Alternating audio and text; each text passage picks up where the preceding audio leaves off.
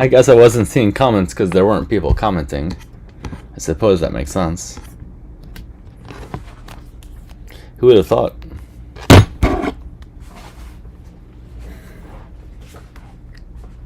Never could I have thought that there's so little people that people don't even want to talk to me. Anyways, hope everybody's doing well tonight. Sunday night live stream.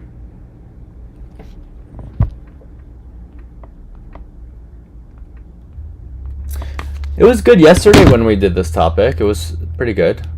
We got a good panel too. Like I said, I would like to do panels more like that if possible. Thank you, Phoebe. I appreciate you. Yeah, I would like to do more panels for certain topics. I think it could be good. Just it depends on the topic, though.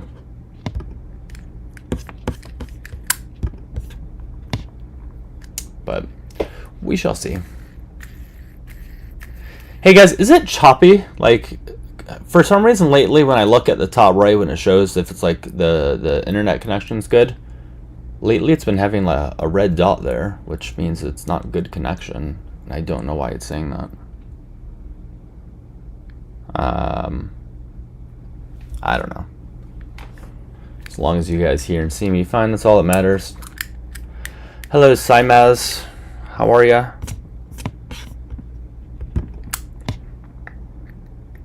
Make sure you guys join Discord if you want. You get announcements ahead of time when I go live, although I am never accurate about when I say I will. Because an hour and 30 minutes ago I said I'll be live in an hour. But, you know. I work on Doug time.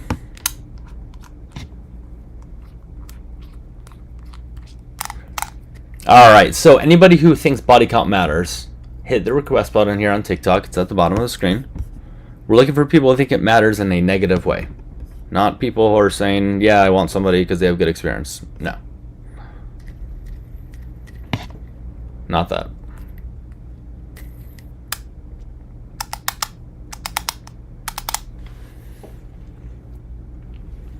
I'm very, very thirsty right now. What should I drink? The only thing I really have to drink is Sprite, which is very good. I just don't know if I want one. I have an energy drink. Don't want to drink that right now. It's not a good idea. I'm at a loss. I'm at a big, big loss here. Hey, and make sure you send in the heart me, guys. They're at the top left of the screen. So if y'all can send in the heart me, if you guys can keep tapping the screen, engaging in the live, sending in the rose gift goal, that will all help get people into the live. All right, so that way we can have a lot of guests come on up and we can all get frustrated together dealing with these not so smart people. Thank you, Kylie. All right, I think we do have a guest though. So let's do this. Out. Give me 1 second, man. I think you might be loading there. Hold on. All right, what's going on? How are you doing? I'm great. How old are you? I'm 52. 52. Perfect. You having a good day? I had a great day. How about you? Yeah, pretty good. No complaints. No complaints. So, what are your thoughts on body count? What is my thought on body count? Yeah, the topic. Do you think it matters? I mean, that's a strange topic. I mean, honestly, in my opinion, that's a strange topic. Why would you want to talk about body count? It's a topic. Some people believe it matters, some people don't, and so I'm having a live stream on that. But if you don't want to talk about it, I could go to somebody else. I mean, there's a lot of things you could talk about. I mean, pick a topic. What would you like to talk about? Well, you're right that this was the topic I chose. So,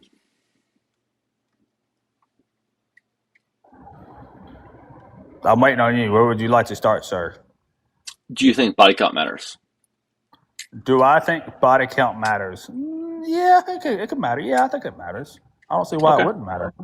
To like what extent would it matter? You know what? This ain't for me. You have a good day.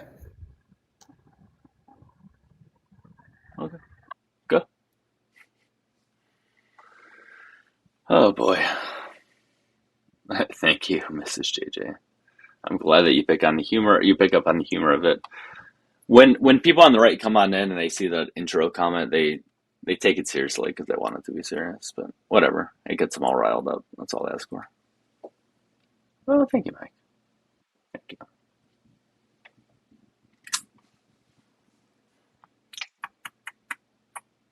All right, guys, let's get to tap sign up. Let's try to get to 10,000 likes. All right, if y'all can tap away, we can help get there. Make sure you send in heart me as well. We're waiting for Jenny here to load. Hopefully she loads. I don't know if she will though. Always political with these gifters. Yeah, well, I mean, like typically these things are going to be more so political, but this is not really a political one, so I don't know what you're talking about, Jim. But Jim, you can go to your boring 9 to 5 job Monday through Friday. You know, if that makes you happy. Okay. All right, Jenny. I don't know what's going on, but you can request back up. Izzy Mike, howdy. Thank you. Or yeehaw. Whatever the hell you guys want me to do.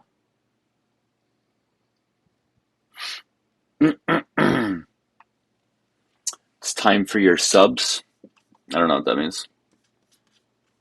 I don't really have any subscribers. Oh, Suboxone. I already took it. I appreciate you caring about my medication. I like how these idiots think that's an insult. Like that I take Suboxone. Okay, who gives a shit? Right, but Bobby Kennedy doing H in the past, a lot of it. That's cool though. But me being currently on Suboxone, oh no.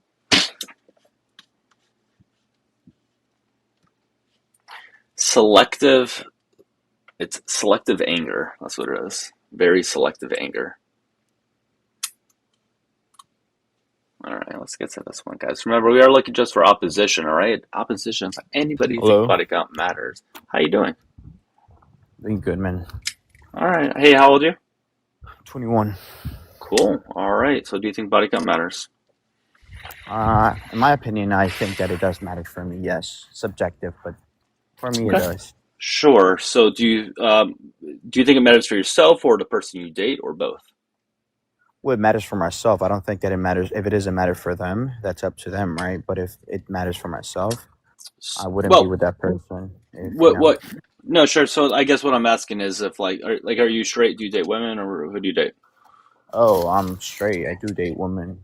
Okay. So you would ask them their body count? Is what I'm getting at? I wouldn't ask them, what their body count is, because their body count, that's a big scope. A lot of people can say a body count is something else than what I'm talking about. I can just say, how many different people have you slept with? And that's, how I will ask them. That's the thing I will ask them. When do you ask that? First date, second date, third date? Once I get comfortable with them and I get to know them, personality, yeah. Okay. So, I know that varies, obviously, but are we talking, after the third date, I'd imagine, fourth, fifth plus, something like that, or? After the first or second month. Okay. Is it a deal breaker if they have a body count that is too high for you? In my opinion, for me, yep. Okay. Well, if it is a deal breaker, don't you think it might be a good idea to ask it much sooner than later? Because you would be wasting somebody's time. Yeah, but sometimes, right, if I ask before, I can make inferences that I might be wrong with, right? So if I know this person, I can make an inference of this person if I ask her early. But if I ask her after I know her, I might be lenient with her. If she has a body count of 5, I can be like, you know what? Shouldn't judge her as much. So what would it say about her if she has that body count? If she has a high body count, and she's a mid personality, I wouldn't date her because of the fact that we are not bonding together, and also because of the fact that she has been with different people. Your microphone. Hold on. You're getting a lot of noise in your microphone. Did you hear what I said though? I think that if I can hear, but yeah, just try to be careful with the microphone, please. So if her body count is high, I wouldn't and I don't, after knowing her, and her personality is not as, we don't connect, we don't link as much, then I can make the inference that we're not bonding together, and also that the fact that this person has been sleeping with different people more than the times I've been with. Okay, so what is pair bonding, and how does that affect this? Tell us what pair bonding is. Bonding, you like the same things, you guys have the same attractions, Okay. her family likes you, your family likes her, Okay. you guys have the same humor, things All like good that. stuff. All good stuff. Sure. So, what does that have to do though with body count? Meaning, if she has a body count that again you think is too high, you like everything about her, why would that body count, that number, overtake everything you already know about her? Yeah, because right, I'm in my hypothetical, I'm using a person at my age, 21, right, 20, 22, around there. So if they have a high body count compared to mine, I can make that inference. I could obviously ask them, but they have not been taken seriously, any relationship, and Well, also the fact well, that that's a different she. thing. Hold on 2 seconds, guys. Let's get the likes up to 10,000. We can get to new guests at that point, but make sure you keep tapping. All right. So, what was that last thing that you said though? Well, Yeah, go back like if 2 seconds. yeah, that she has not been taking any Oh, relationship seriously. yeah, but how do you know that though? Like having a body count is not indicative of not taking relationships Yeah, but seriously. like, That for they're two example, different things. me Hmm. personally, right? I do have a body count of 3, and Okay. it was after I, finished school, because that was my priority, right? Okay. So that's where my morals come from, right? I think that after 18, once you get out of high school, you can have, your fun and stuff, and also, Hmm. you can find a girlfriend and stuff. So if you have a girlfriend, minimum 6 months, right, to actually get to know that person completely, I think, my Okay. opinion. So if you have a body count of 7, and I'm, thinking, oh, after 18, that's a lot of body counts in 2 years. Okay. But I don't think you're telling me exactly what it says about her as a person What it says inherently. about her as a person, that she might be hypersexual. You, uh, but why is that a bad thing? Like, what do you want to date someone who? I mean, assuming you Why have is a that high a bad sex drive. thing? Because being hypersexual with different people, can tell a lot about you. Maybe you don't Well, want to take any relationship seriously because of the fact well, that you want to that's not. experience with different people. Well, no, no, no. Like somebody can be hypersexual and be monogamous; those are not mutually exclusive, right? And I don't see how those things interfere with each other. Now, But as a 20-year-old or you 21-year-old or 22, and they have a body count of 7, would you that's say that really they're not that high. monogamous? Well, I Really? wouldn't know it. Oh, you can't say if they're monogamous or not. The only way to know if somebody's monogamous is if they've been in monogamous relationships and they stuck to it. It's the only way. No matter what their body count is, 20, 200, 2,000, is not indicative of if they are monogamous or not. Yeah, but at the same time, I think that subjectively, right? I think my morals um, aren't in the same way that a person with a high body count is. I What think are that those morals? if What are those I get morals? them from my family, and also I do Uh, think that a woman and a body count is something sacred, so you shouldn't be sleeping with many people. And if you why? have a It's her body count of body. 7, It's her it's her body, though. body. Yeah, Why? yeah, absolutely. Like I said, I don't have to So be dating her. It's my you don't. choice, right? It's an option. Yeah, but I'm just confused as to why you're putting some sort of negative connotation upon her for doing what she wants with her body in a safe and consensual manner. I'm not dehumanizing her. I'm not saying that she's a bad person. She could be a good person, but just the fact that she has a body count higher than the one that I would imagine for a person my age. Okay, so Just what number it's kind specifically? of a What number red light. specifically? And guys, keep tapping. 10,000 likes, new guest. What would that number What be? number That has to be. specifically? Yeah. I would say a body count higher than 5. Okay, body count higher than 5. And how old are you again? 21 on February. Okay, so 5.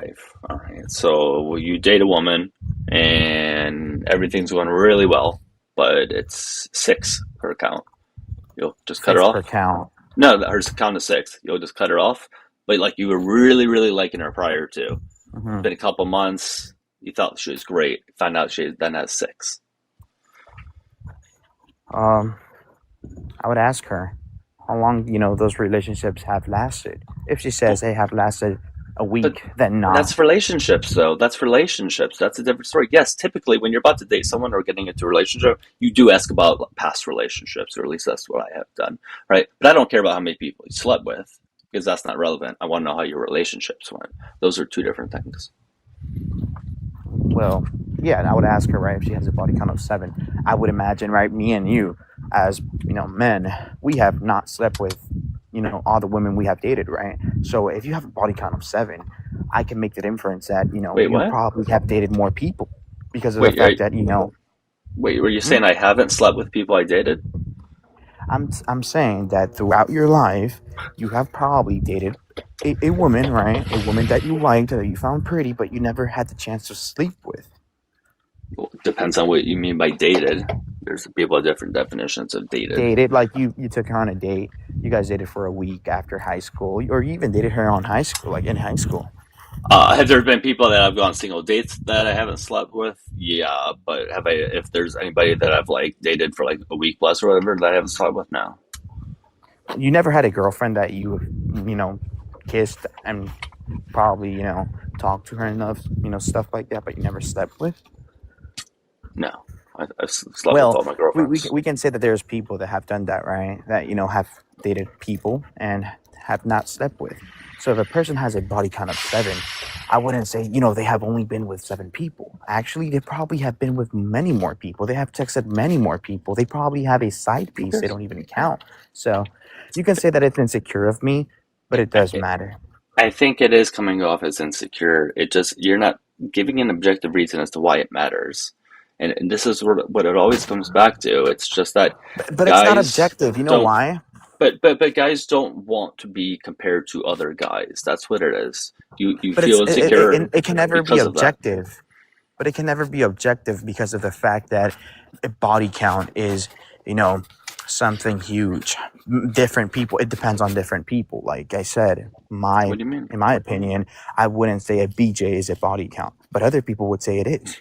All right. Well, listen, count what you want, but then we get into then it becomes even more subjective. So you're saying that's a body count, then somebody else might say it's not a body count. Yeah. So it's all subjective when we're talking about it. But you're putting absolutely. you're putting somebody's morals upon them, and you're putting somebody's negative connotation upon them by this arbitrary number. That's the issue. I'm not in any shape or form. I'm dehumanizing them, or I'm devaluing them. I'm just saying, and in my perspective, you're saying you're saying they're not worthy to date if they did something with their body in the past that you disagree with. Yeah, they're not worthy to date in my life. Like, have you been with people that you have judged because they have been with different people, or because of the fact that they don't hang out with the right people, and you said, what, I don't want to date them because of the fact of their lifestyle? That happens. Yeah, you're talking about two different things here. And guys, 10,000 likes, new guest. Is my volume low? I only one person or two people said. Let me know if my volume's low.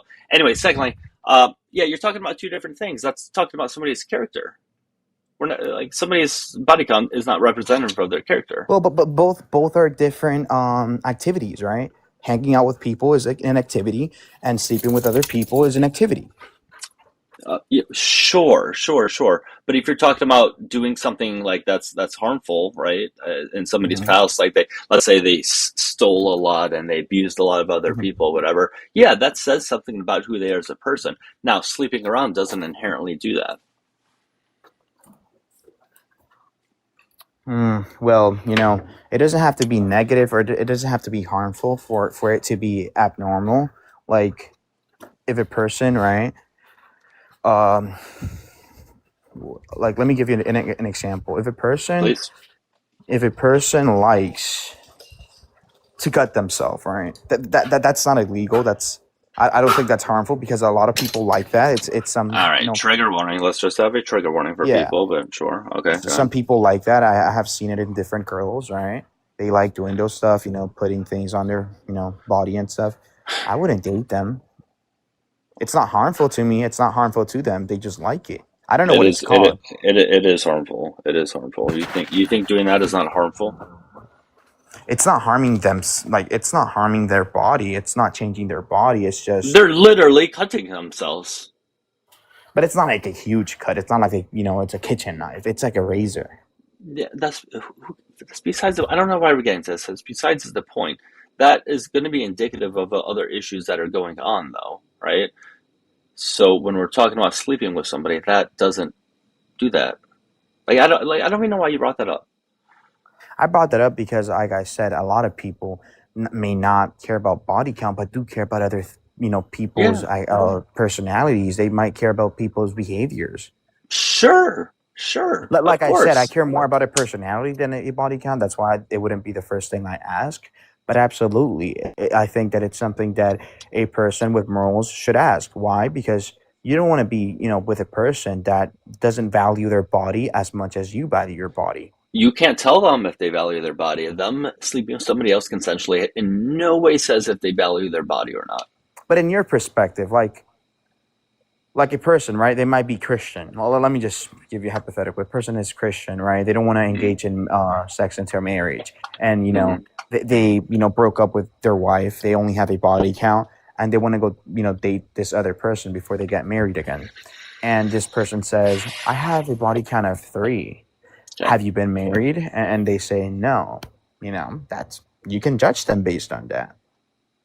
Judge them based on what part are we judging them on? Based on the fact that they have engaged in, you know, intercourse without being married.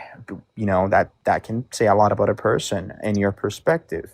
No, but that's also. But first of all, I think most religious stuff is very dumb. So I think that's a dumb thing to begin with. But secondly, that's But just but it somebody's religion. happens. I understand, but they're judging it because they feel that they're not following their religion. Okay, you're not giving me a reason as to why having a high body count says anything about a person at all. You still have yet to give a reason. It doesn't say something objective. Like if you want me to tell you that it says like something bad about a person, absolutely not. It doesn't say anything bad about a person, but what it does is, give you a perspective of what kind of person that person could be according to your morals. What could they be if they have a body count that's too high? Hypothetical, right? I'm gonna give you a crazy number, right?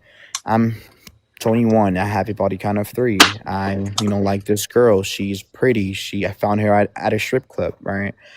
We've been dating for 3 weeks. She tells me her body count is 40. Hmm. Well, first of all, premise one, I met her in a strip club by Yeah, herself.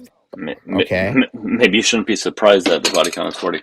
But what's the issue Yeah, here? What's premise going two, her body count is 40. I can make on? that inference that she doesn't want to take anyone serious. That again doesn't mean she doesn't want to take anyone seriously. You can sleep around as much as you want and still have been in successful long-term relationships. Listen, I respect you, and I do know that you have a point, and absolutely, I'm not trying to devalue your point, but what I'm saying is absolutely true. If you have a body count of 40 and you met a Hmm. person at a strip club, that Hmm. definitely does tell you something about a person and about the actions they have been taking. Maybe, but again, we're not talking about people at strip clubs right now. We're still talking about body count, though. Yeah, certain things people do can say about who they are, sure. But you're not telling me what the body count, what that number specifically says. Well, as you know, a body count is when you engaged in intercourse, right? That's a body Correct. count for me. Yes. So if a person has at 21, right? Because it varies with age. If a person has, a body count of 5 or 6, even 7, at the age of 21, Hmm. that's easily, in my perspective, right? 6 different people that she has been sleeping with or she has slept Why? with, right? That okay? Let's do the math here, right? Sometimes, like I didn't when I lose my virginity, I was like 17, Because before I senior get in to high know a school. person, I But have to make sure but that they don't have any, okay, okay, STDs and stuff. right, but that's separate from body count. So let's say that person they had I don't know 3 boyfriends in high school. That's already 3 of them by 18, and then we have 3 more years to get to 21, one per year. But she also had boyfriends long term. There you go. Well, I think I missed one. Four. Throw 4 on afterwards, but she So still see, wasn't a that's long. where that But she that's was in two. But she was in 2 long term relationships. Yeah, so that's where I would cut her off because of the fact that you said she had relationships before high school. I understand it's normal, but I can make that inference that because of the fact that she has a body counts before she was 18. I find it kind of I don't know. I don't want to go into specifics, but I want to make sure that I'm only counting the ones after 18. All right, man. I don't know. I don't think you've given an answer really as to why body count matters. You seem to be skirting around it. Well, let me ask you though. Let me see where your perspective is on this, right? Like, you're probably around your 30s, I would say. Mm-hmm. If you see a girl, pretty girl, you met her at Brickell, Miami, or somewhere, right? She's hanging out with her friends. You met her, you hanged out with her and stuff for 3-4 weeks, and she has a body count of 60. 60. And like, just imagine 60 people lined up in a line. Would you still date her even though your body count is less than 10 or 15? Well, so we've got two things going on here. One, I wouldn't know somebody's body counts because I don't really ask them. I don't ever ask anybody their body count. So I wouldn't know that to begin with. What if she tells you? No one has ever just upfront said that to me. Secondly, I don't know my body count, but mine would be higher than that, so I couldn't judge. So no, for two reasons. Like you would sort of like date someone even if their body count was like ×3 of yours? I don't ask. It's never become a variable in my life, really. I just don't care to ask. It's not important, at least. It's as little. It gives me as little value as knowing how many ham sandwiches they ate in their life. But like, if it does give you a little value, right? Would you say that it's someone's looks give you little value? Well, you got to be attracted to somebody, sure. but it still gives you little value, right? It gives some value, yes. But I would say that it's not even a percentage of the whole value of her personality. What are you getting at here, man? What I'm getting at here is that even if it doesn't have as much value as you think it might have, it definitely matters. Just because you might think it doesn't, absolutely it does, because we judge people based on their looks. We judge people based on their families. I know, but you're not telling me why the number matters. I understand we judge people based on things. We do this, we do that. I get it. We all get it. You're not telling me why with the number. You just haven't. You haven't. I wouldn't be asking for a million times if you've answered it by now. Why does it matter? Yes, just straight up. Why does it matter? Okay, I will give you a crazy answer. Maybe you might not like it. Because I don't want to be dating a W. I don't want to be dating a. I think so. Yeah. That's like the disrespectful slang. I don't want to be dating that type of person. No. So you're sort of being circular, right? Because by definition, if you're calling somebody that, and probably in most people's definition, it's somebody who slept around a lot. But why is that a bad thing? Why is that a bad thing? Because yes. with sleeping a lot, you might distrust that person. They might have STDs, right? You can say that the more people that you sleep with, the more chances of an STD. Right. So you should be doing STI checks before you're getting into a serious relationship. That would be the smart thing to do. That's what adults typically would do.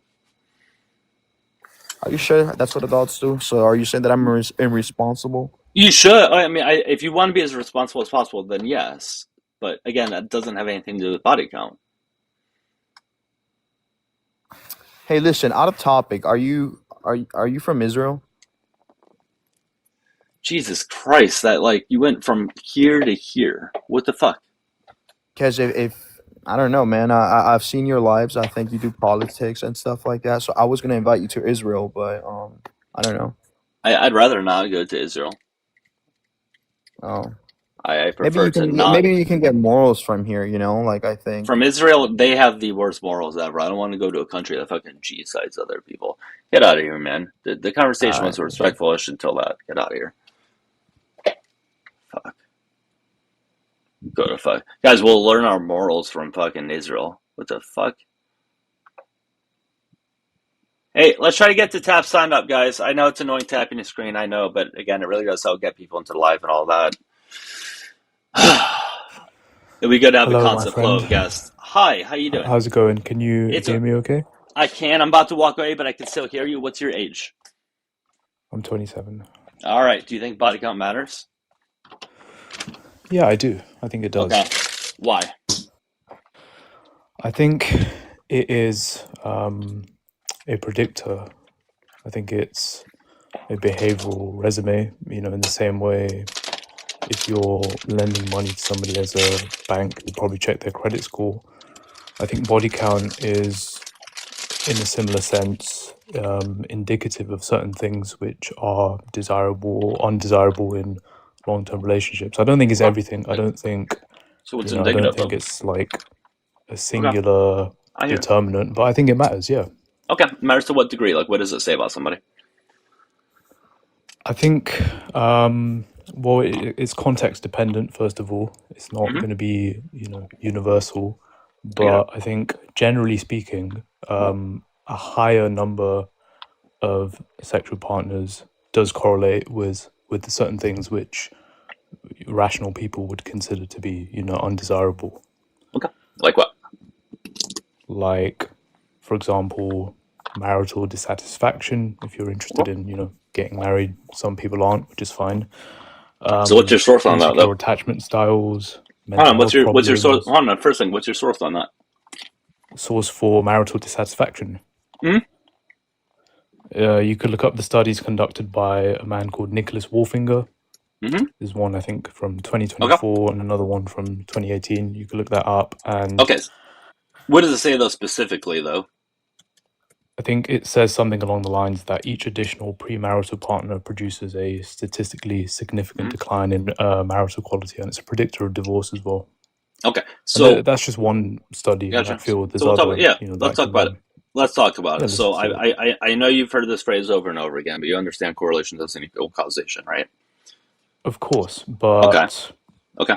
So that's like saying that, you're right that correlation doesn't cause, correlation is not causation, but if you're looking at two variables and there's a strong connection between them, to the extent that, you have statistically significant increases in probability of a certain outcome, a rational person would not just ignore that. Yeah, but you didn't really answer the question. But two, it's not a linear relationship. I have the chart here. The chart has been brought up numerous times. From 1 to 3 or 1 to 2 partners, it decreases, and then it actually goes back up a little bit, goes down, and goes back up a little bit at like 6 to 10, or and 11 to 20 for women.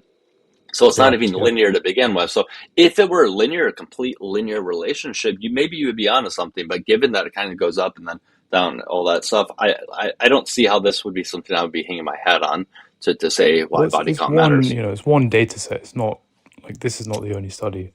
But the point is, broadly speaking, studies conducted in this field which look at body count versus divorce risk, marital dissatisfaction, generally are unanimous on the conclusion, which is that more sexual partners equals a higher risk of divorce.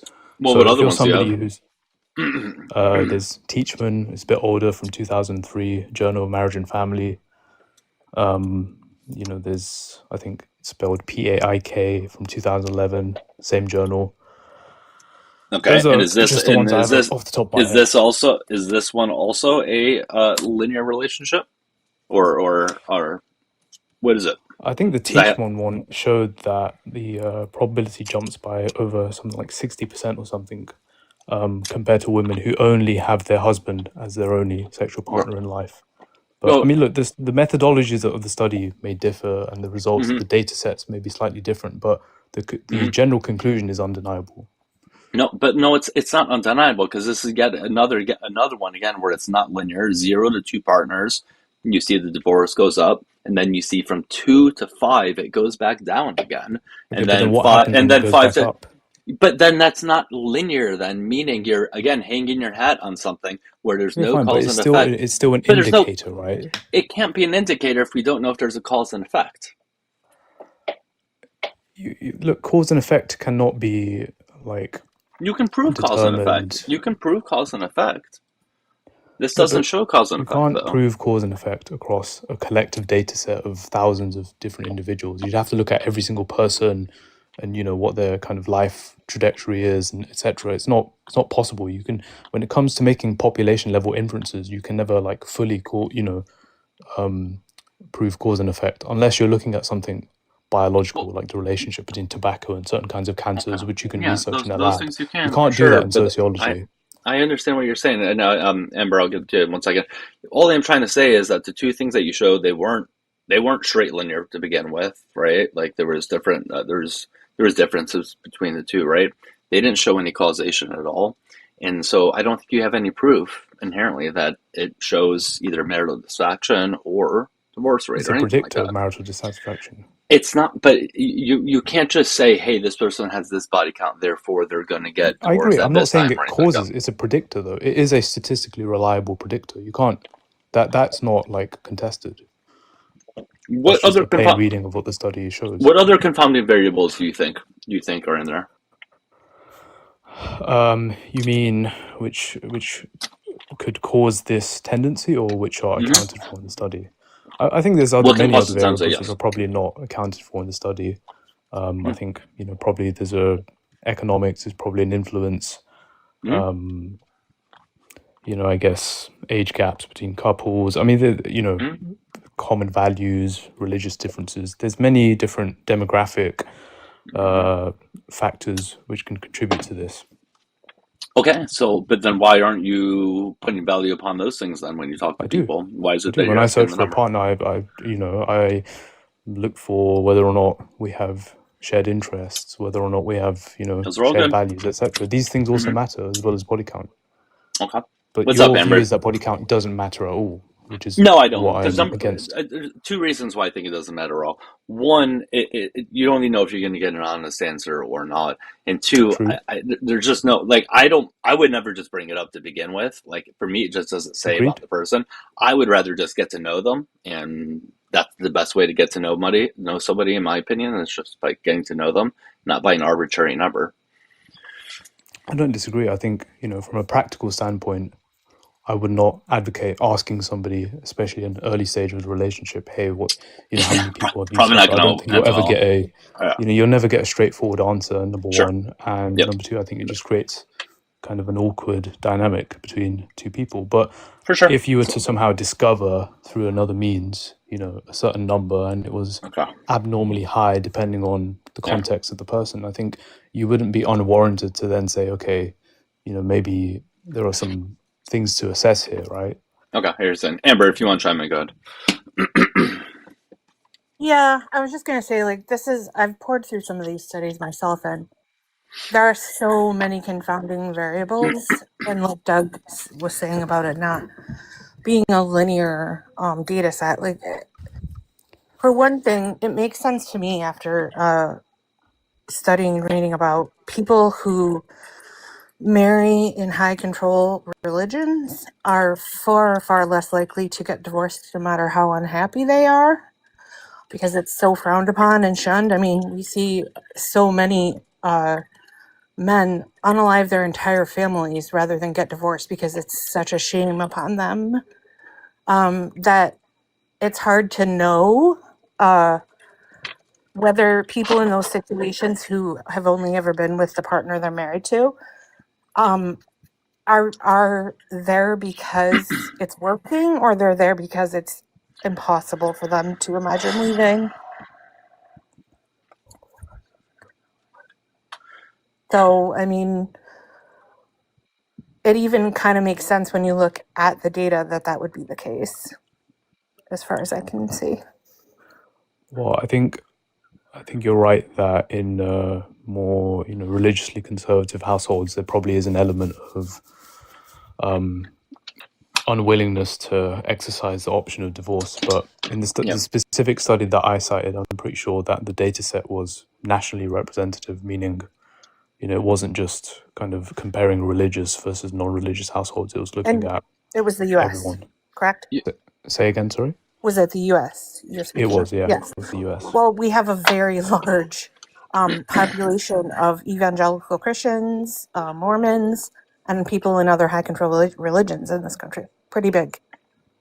Right, but that would have been accounted for in the sample. They would have been weighted proportionately. compared to, other groups. Right. Okay. But I'm saying that it's still an unknowable thing in large part. How do you get an honest answer from someone who's in a marriage that they can't leave, whether they're happy or not? Yeah, I don't disagree. I think that's a fairly valid criticism. But then, what percentage of marriages are experiencing that dynamic in a country like the United States specifically? A lot. Okay. A very high percentage. So if body count does lead to this, maybe you're not saying it directly causes it, but you may be saying it's a factor. How so? Like, tell me how that would work. My theory, my working theory would be that a person who has had a higher number of sexual encounters in their life, probably does not necessarily have a stronger capacity to form a long-term attachment with somebody, or at least a durable attachment in the same way as somebody who hasn't slept with as many people. And that, down the line may create friction in a relationship, which can lead to marital dissolution or, just infidelity as well as another kind of thing, which is where there are studies that But this is how, predicted and so on. how do you know they can't have committed relationships? So again, and I know I brought this up to previous guests, like, again, you can sleep around, like you can have like be in a 2-year relationship and sleep with a couple people over like a year span, and then be in a 3-year relationship, sleep with a couple more, you know what I mean? Like that's not necessarily indicative of your ability to I keep a agree. relationship. It's not a fixed rule, and this is why I think, I don't know if I said at the start, I don't think body count is everything. Like, I don't think you should be hyper fixated, right from the get go. Like, I don't agree with this narrative, which is propounded on some of these podcasts online, where it's like, oh, if you must find out a person's body count straight away. I don't agree with that. But Okay. on the other end, there seems to be this extreme, which where it's like, oh, body count doesn't matter at all. It's completely irrelevant. Where I just don't think. I think there's a healthy middle ground between the two positions. I mean, I think that it can be important to someone who only wants to sleep with their partner, who they marry, and the person they marry also feels that way. Look, I don't have a problem with that. That's fine. If that's what you want to do with your life and that's why it matters to you, okay, whatever. But as far as being a predictor of happiness or longevity or infidelity, I just don't see that. I mean, I've been married for 22 years. I have a high body count. So does my husband. We talked about it in the first 3 months of our relationship, and it has never come up again ever.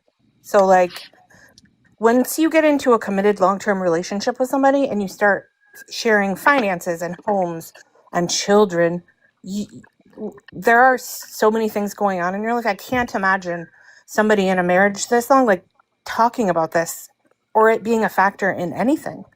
If anything, if someone's dishonest, that's a problem.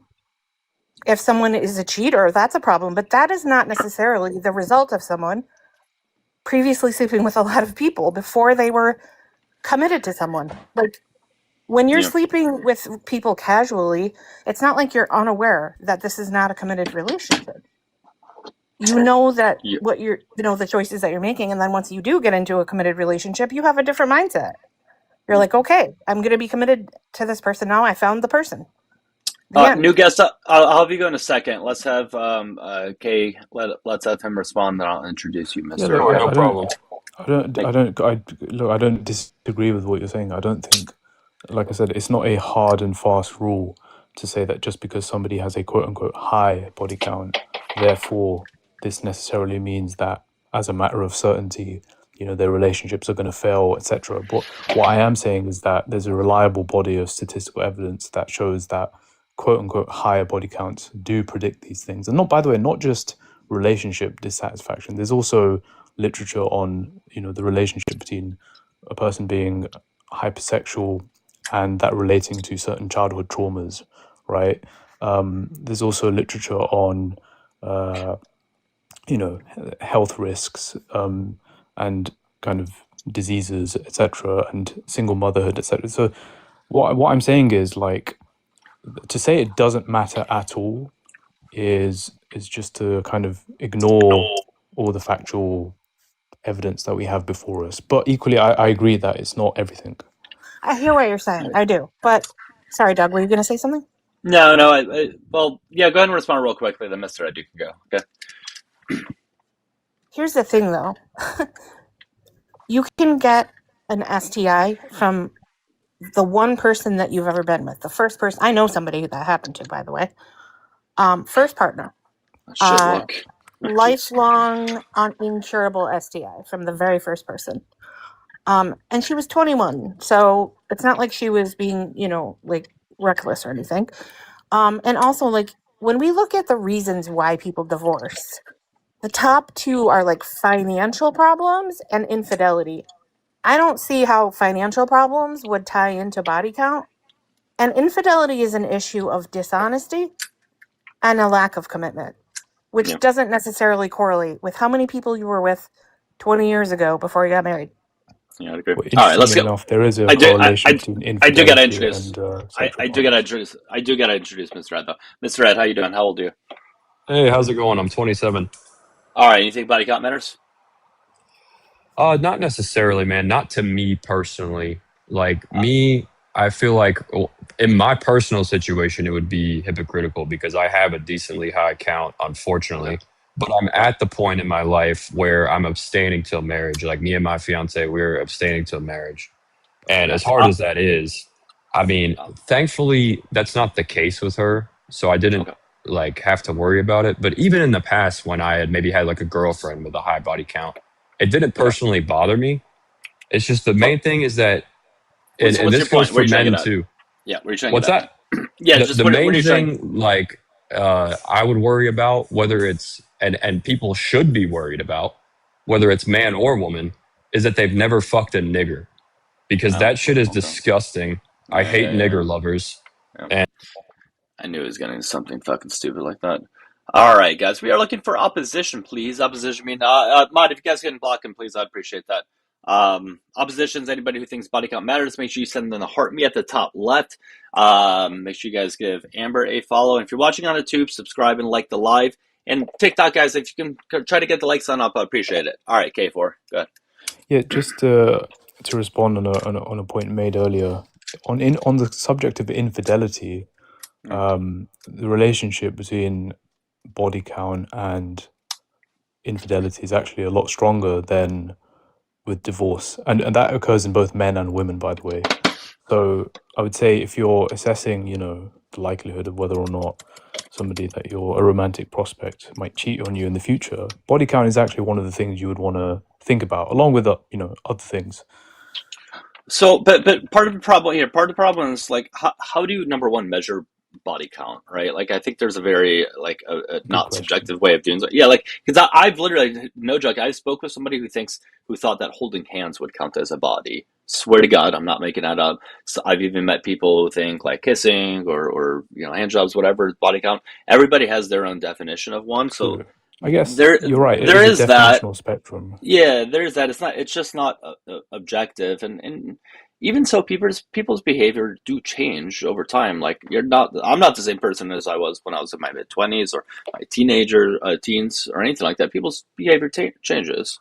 So I agree. Look, you're right. Human behavior is inherently volatile and subject to change over time, and there's no kind of you're right that you can't compress a singular objective definition of what counts as a body count. It's going to be different for kind of different people. But I think there's a difference between the more kind of extreme end of the spectrum where someone says, oh, holding hands counts as a body, versus a more reasonable kind of middle range where you can say, okay, a certain kind of intercourse counts, certain acts. Like I don't want to get too graphic for the purposes of TikTok, but I think you can kind of understand what I'm alluding to.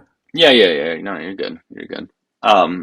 Yeah, I just, and for practicality reasons, again, I just don't ask because I don't think there would ever be a way like in which you can like ask and it wouldn't be awkward or where it would fit into the conversation too. Again, I just don't think you would get an accurate answer. So it's one of those things that I don't ask, I don't worry about it. I just feel it's just not worth even trying to bring up because of all those variables. Yeah, look, I agree. And I think in practice, I think anybody who asks is probably creating more problems for themselves than they're resolving. Well, then yeah. So you don't ask then, do you? No, I try and infer. I don't ask because I just know it's like, not really something Okay. that people are comfortable giving direct answers to. How would you infer? Like, what would you go about doing to infer? I just like, have a scan of their social media. I try and build like a, I'll see what their kind of habits are, and are they into certain activities? Have they been engaged in certain environments where, encounters are more likely, etc. But like even my inference is imperfect. It can never be. I can never know for sure. It's just Wait a minute. Sorry, I really want to know. I really want to know like what it is that you could see that would make you think whether someone is high body count or low body count. Like, can you give some examples of things that you would see? Because this is fascinating. I would like to hear that too. I would like to hear an example as well. Sure. Well, I think, for example, if I'm talking to somebody and they tell me that historically they've enjoyed going on nights out and clubbing on a regular basis, I think that's probably, again, nothing is a guarantee. You can never know for sure, but I think you can safely assume that they're more likely to have had a higher number of encounters as opposed to a lower one, right?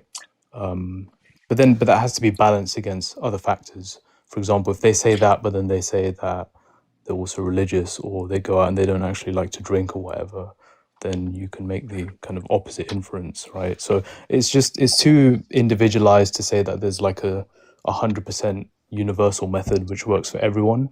It's just about kind of getting to know the person and understanding their history and understanding who they are.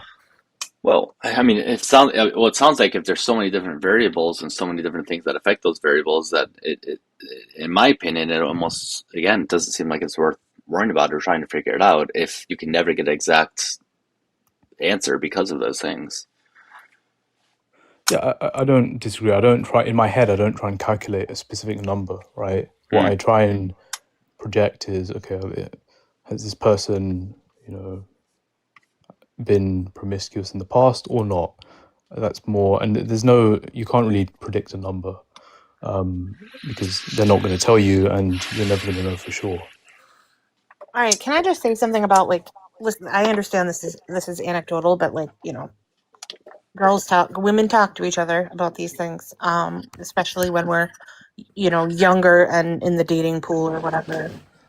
Something that happens so frequently is women are out there genuinely looking for a committed relationship, and men are liars.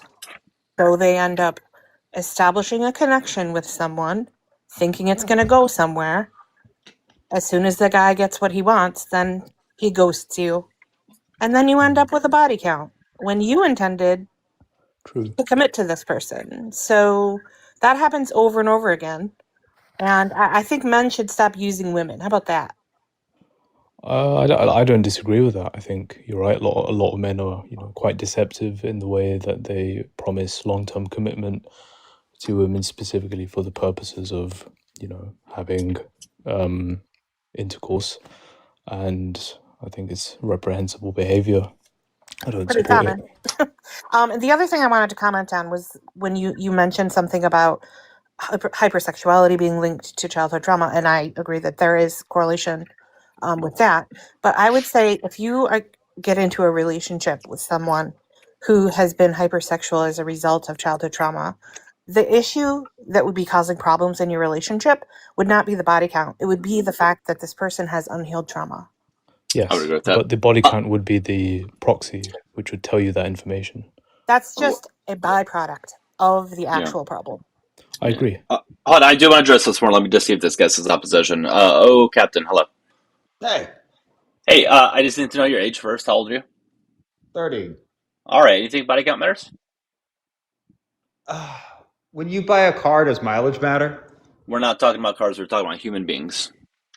Well, I mean, we're all kind of objects, really, in the world, really, if you think about it. No. How many miles on my vagina is it per body? I don't know. I mean, how many? Let's see. What's your body count? Tell us, and then we can do the measurement. And like, is it like 24 inches? Is it like 2 feet of cock? Is it 6 feet of cock? I don't know. We can kind of quantify that if yours, you can sleep with 1 million women, and there will only be 1 inch of cock. So you don't really have a whole lot to worry about. I mean, you're right. I mean, good job. Yeah. Cool. Okay. Yeah. All right. Well, anything else? Because we're actually having a decent conversation with the guy who disagrees with you. One last thing. I was reading some studies. I got about 3 of them that I pulled off PubMed and Science Direct. Did you know that homosexuals are 3 to 4 times more likely to suffer from borderline personality disorder? Cool. I don't care. Good luck. All right. Back to you, Kate. Yes. I appreciate you being civil in this conversation, by the way. Interesting Thank you. Intellectual and polite. Yes. This is a rarity, so yeah. Anyways, I don't remember where we were at. Child trauma and hypersexuality. Yeah. So Amber, you were saying it would be like a byproduct of it, right? Right. I mean, that's why I'm saying, like, I don't think the actual issue is the body count, but the trauma. So, I mean, again, that's like trying to use body count as a measurement for the things that happen in that relationship that are actually just a result of the trauma that's not healed, and that person would hopefully be able to get help to heal themselves. But I got to read a super chat. I got to read a super chat real quick. Sorry. Hey, BP, thank you so much for the $5 super chat on the tube. Thank you. It says, Doug, it is really cool. You got Elon Musk to come up on the panel and discuss body counts. I guess you do sound similar-ish to him. Do I? BP, thank you. A little bit, I suppose, yeah. Thank you, BP. You're the best. All right. Yeah, go ahead. Kay, are you from South Africa? No, I'm not. Oh, I was going to say, you don't sound South African to me. You sound UK. English. I'm not from South Africa. Yeah, I was going to say. I mean, you sound similar-ish to him. But anyways, yeah, I don't remember. Were you going to respond to what she said, though? Okay. Yeah, no, I agree in substance that obviously it's a childhood trauma which is causing and manifesting as, hypersexuality. But then it goes back to the kind of prompt that you have on the screen, which is, why does body count matter? And this thing, amongst many other things, is one reason I can show you what actually body count does matter. Because, if a person does have a higher end body count, then potentially there are these unresolved issues that they might have, right? It's not to say that the body count is the cause of those issues, but it is to say that it's a proxy. It's like a credit score, if you're a sexual credit score, to put it more kind of crudely. A sexual credit score. Again, in practicality purposes, it's not a number I feel I would ever get, if so, even accurately. And I don't want to say out of mind, it's one of those things that's out of mind, but like, since I won't be able to get that number, I just can't put value upon it because of that. I say what you're trying to say, like how other things could be related to it, et cetera, et cetera, et cetera. Sure, but I just think if you go on enough dates with somebody, you ask the right questions in terms of getting to know them, that would be the best way of deciding if they're a good fit for you, rather than any number could ever give you. I agree. Again, like when it comes to the practical approach to this, I think there's more of a convergence between us, than you think. Because I'm not like a person who asks somebody their body count, and I don't advocate that people do it either. But I think where we disagree is more on the kind of academic point on, what are the implications of the level of sexual partners that a person has had over their lifetimes. Does it mean anything? Is it significant? And I think reflexively, because this has become such a toxic talking point amongst, red pill people online, I think reflexively what a lot of people now do is they just say, well, it's just completely irrelevant, and as a way of trying to like refute these other people, they just pretend that the number has not the number, but the concept has no significance whatsoever. And like I said before, I think there's actually a middle ground between the two. Yeah, I did see Abel's comment, by the way. That was really ridiculous. But anyways, I think certain things can affect the body count, could affect the number, right? Like for example, somebody who like may suffer from like depression or anxiety or whatever, and maybe short-term sleeping around helps that, Hmm. for whatever reason, right? Like it just kind of gives them, lets them go out of reality for a little bit and kind of just whatever.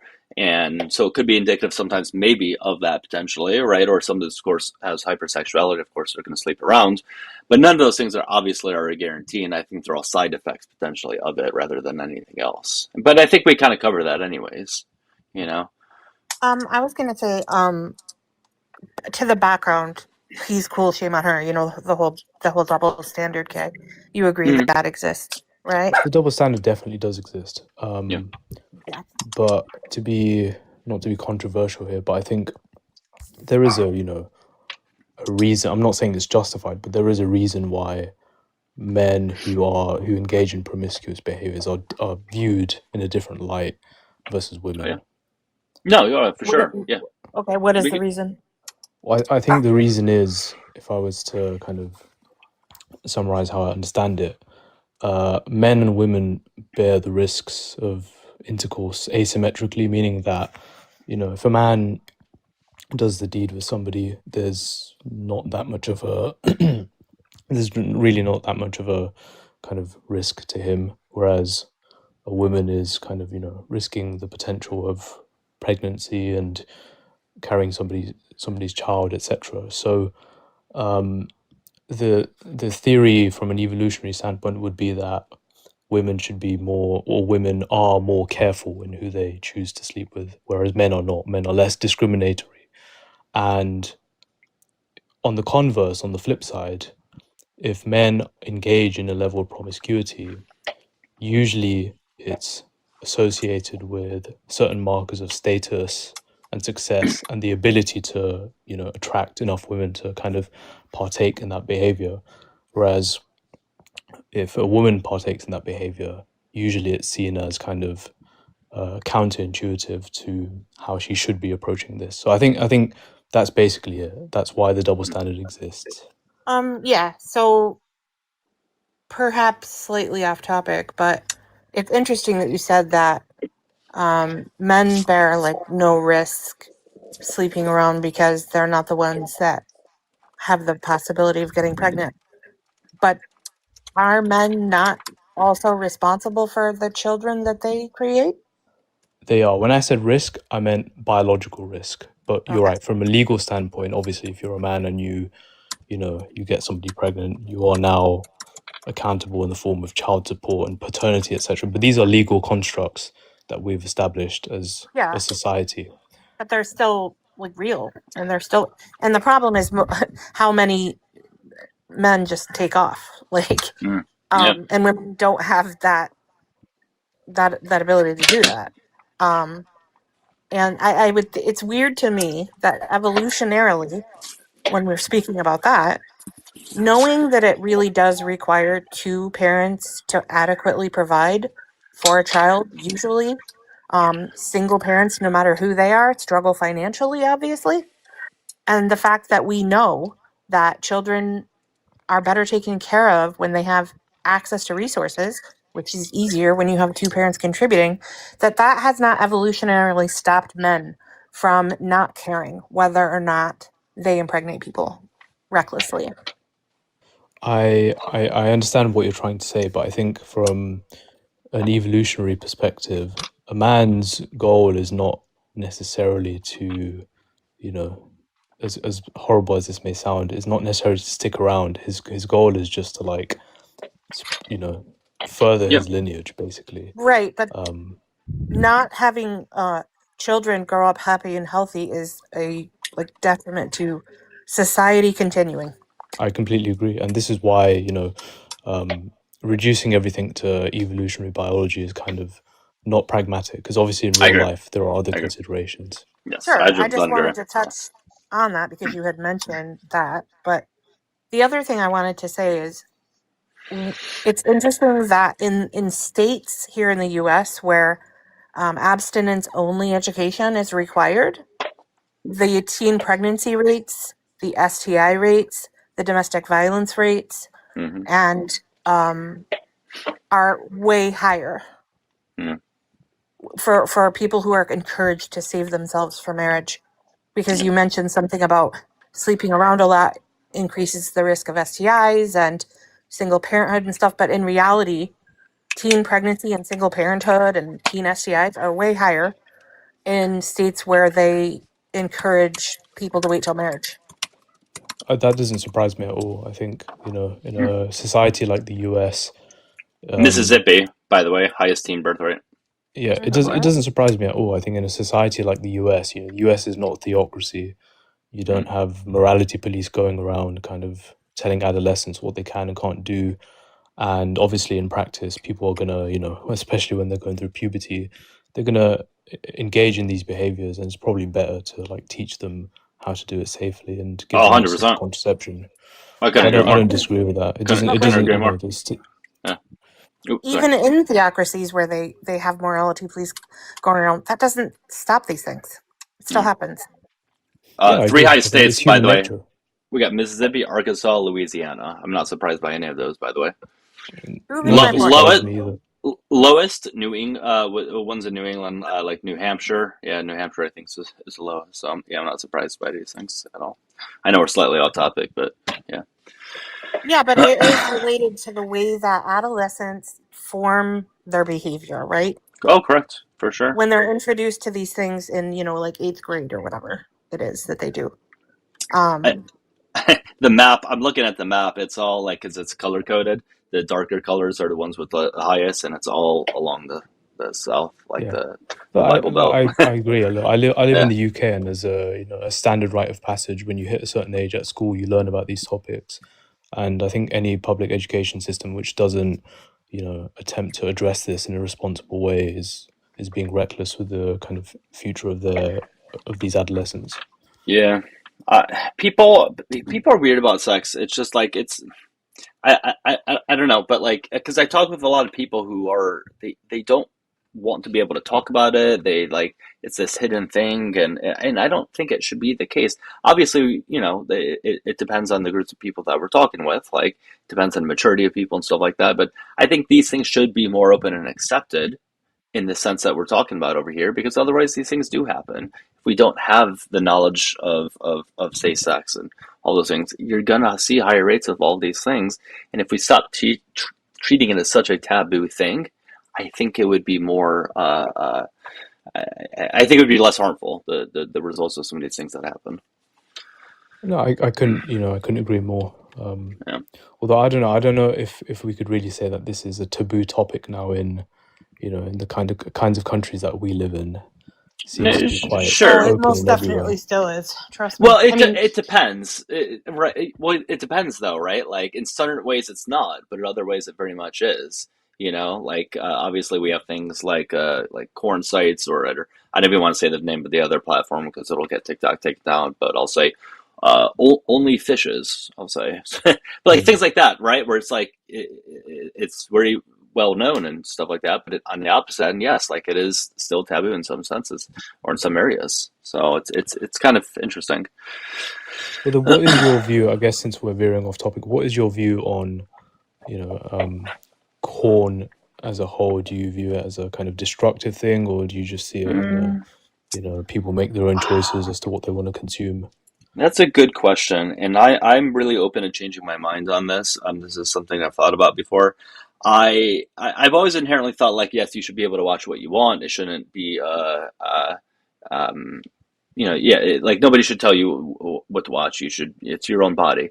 However, though, I do think it does have a lot of negative impact on people, and I think, especially with men, it when we see it, the way that we project women, I think it causes us to project women in more of a sexual sense, more of an objective sense, whether you're consciously aware of that or not. So I think it can have a lot of negative ramifications. So I don't know. It's a tough thing. It's an interesting topic, It's though. I'd also like to hear your extremely viewpoints. addictive. It is. Well, It is. I Yeah. think, Yeah. you know, oh, sorry, go ahead. no, please, you go ahead first. I think some of my friends might not like my opinion on this, and that's okay. It's my opinion.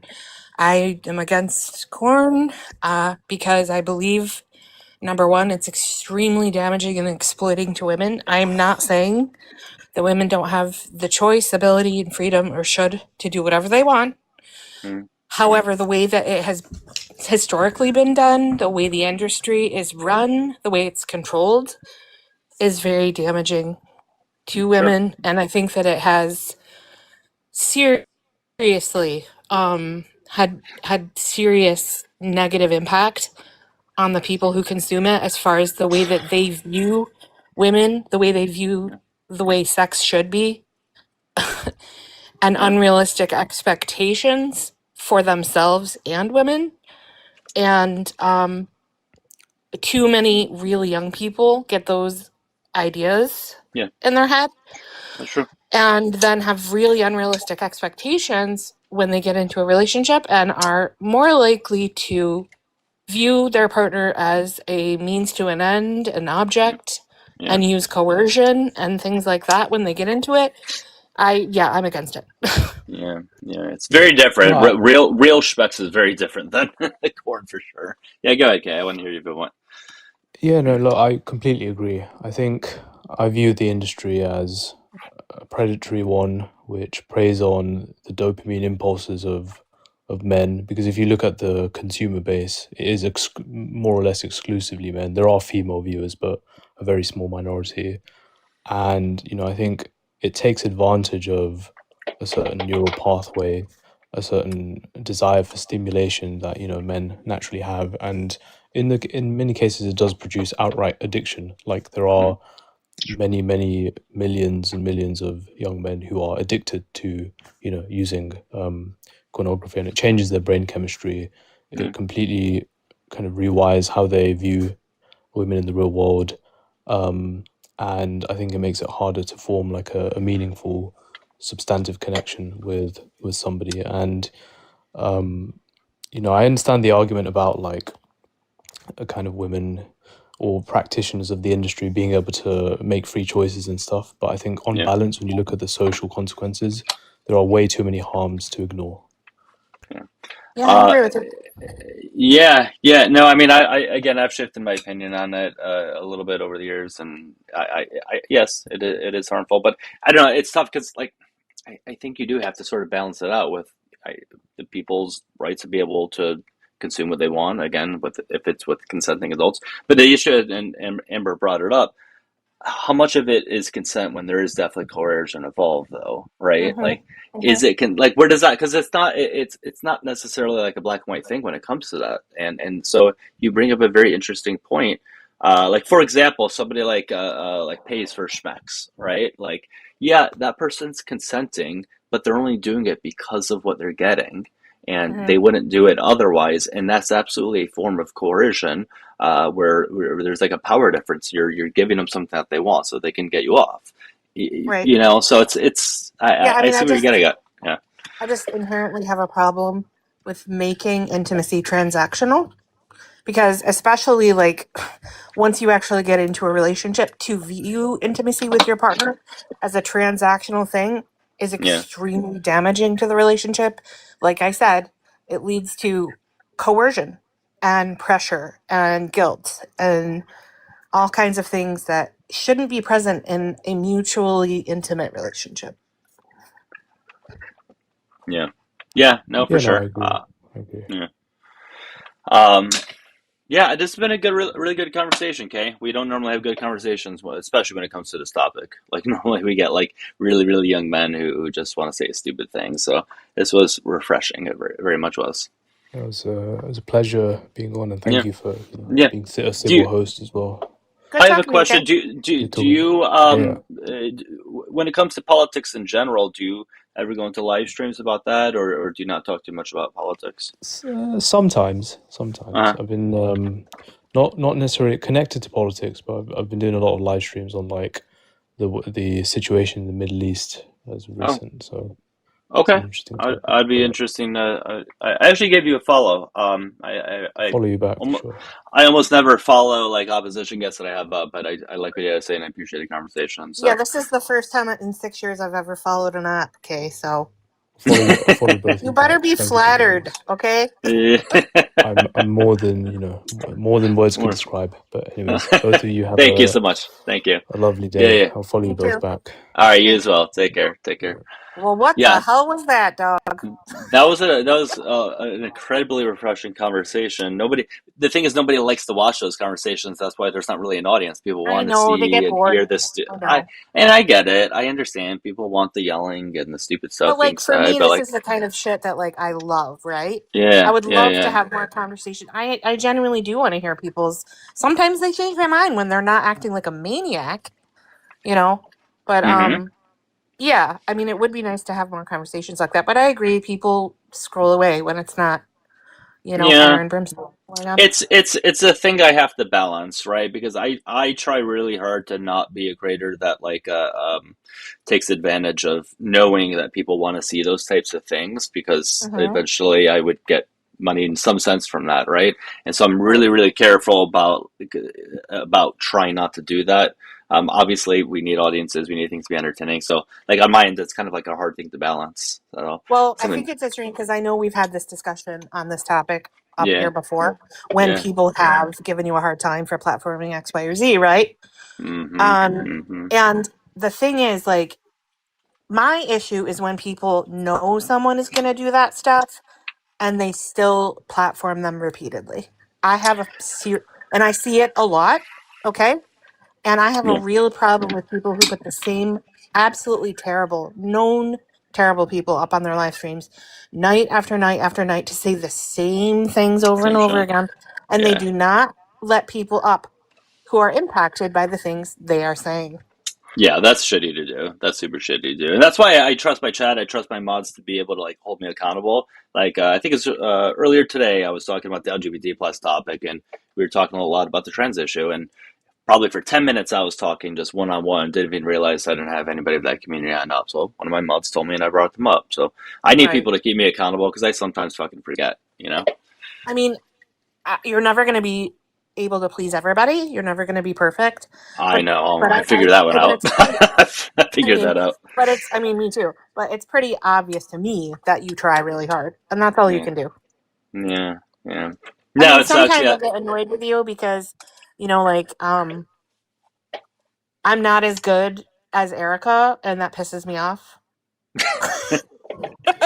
You are very, very intelligent. No, you have a lot to offer. You have a lot to I offer. mean, People, I think she just has like such a breadth of knowledge on things she does. She really that does. Yes. I have like deep knowledge on certain things, and Hmm. she has it on like a lot of things. So, and she's She. also very confident. She doesn't Yes. let people get to her. Mm-hmm. So she's really excellent Yeah. co-host, right?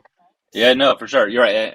It's most of the accent. I think the accent plays into it as well. No, she is. Yeah, she's very confident, very knowledgeable on so many different It's topics. Like it's amazing, just. isn't it? Yeah. Yeah. Like I could think of anything to ask her, and like she'll either know it or be able to like point me in the direction of where I could. Like it's just Right. amazing how much she knows. It Yeah. isn't it. You know what she reminds me of? My twin sister, who is also a librarian.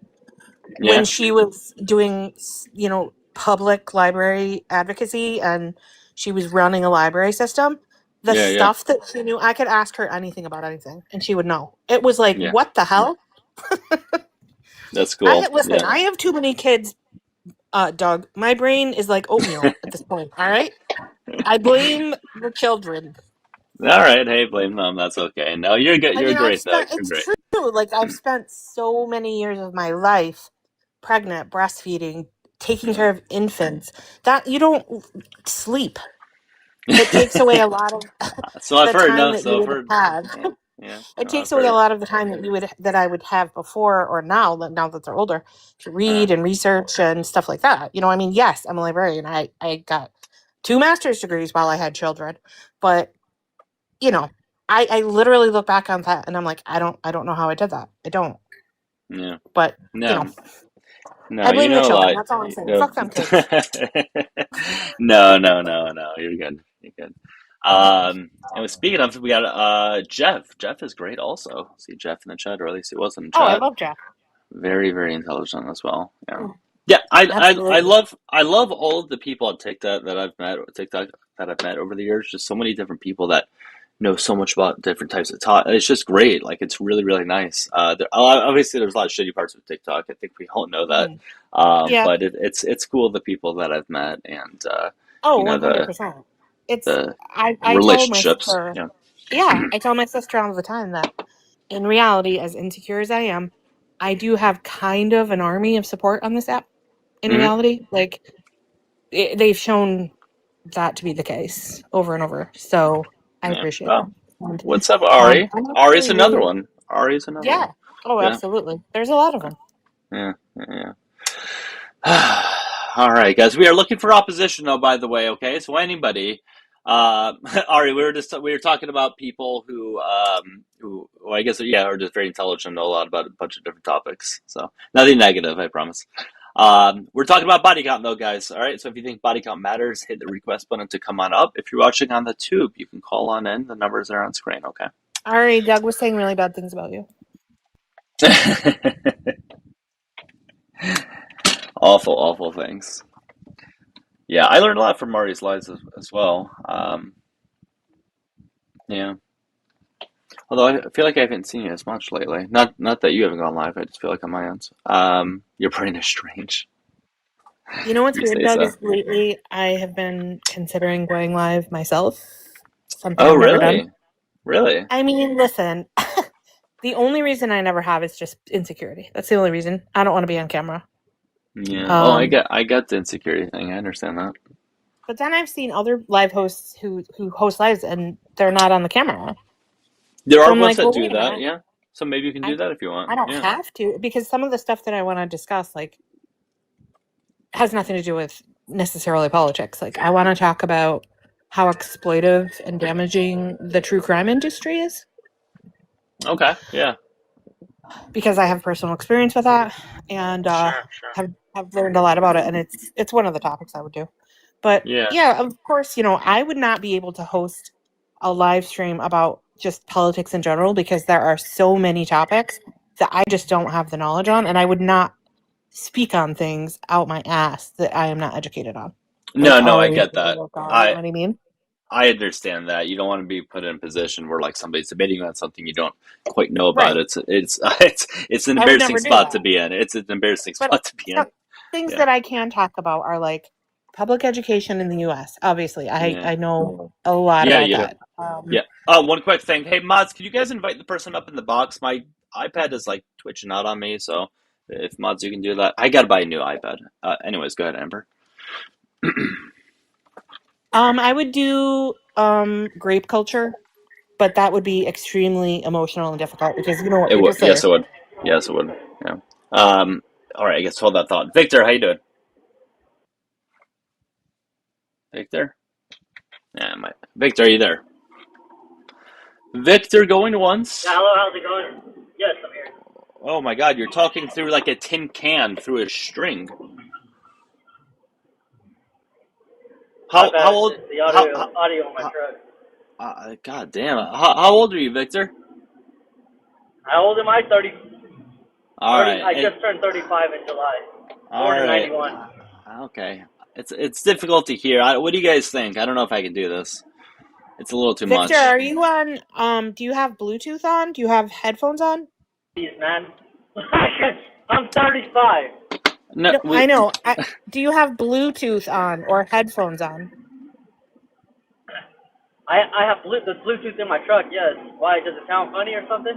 Sometimes Bluetooth does not work on TikTok, like we can't hear you. Can you try turning it off?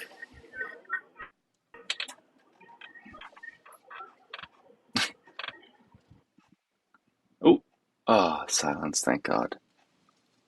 Can you hear me now? Oh, yes. Yeah. We hear some. Oh, God. All right. What's up? Do you think body count matters? To me personally, yes. And I'll explain why. Go ahead. Why do you think it matters? So the way I see it is men and women are very different by nature. And, you know, if I'm wrong, you can pretty much go to any town, small towns, big towns, it doesn't matter, any town, and there will be a street known for women selling themselves. Never the other way around. you will see, strip clubs, mostly all women. You will see girls getting stupid rich on OnlyFans, mostly all women. Why is it that women can sexualize their body at a much greater rate? Let me tell you why. We have an answer. Yeah, go ahead. It's go ahead, called Amber. supply and demand. Yeah, Men want those services. That's why there are so many people doing it, because men want them to do it. So that's the question. Why is there such a more higher demand for women doing that are than men? Why? Because men are easy. Well, yeah, we're easy. Right? We have Because men are no easy. we're easy and we have no standards. Yes, we're very easy and we have no standards. Therefore, how can a woman flex getting something that's easy and no standards? Versus They're not. Do have Nobody's trying to flex. Nobody's trying to flex. No, nobody's trying to flex, but you would agree that that's less more respected. Like, your prompt says, why is a man like, oh, he's cool because he can pull a lot of women. We just agreed that men can't pull women that way. That's why there's so much men paying for it. It's just a cartoon. It's just a cartoon for one. It's not meant to be taken that seriously. The point is, it doesn't matter. No, but it is, doesn't because matter. that's your argument. No. Victor, who is the largest consumer of prostitution? What is the what? Who are the largest consumers of prostitution services? By women?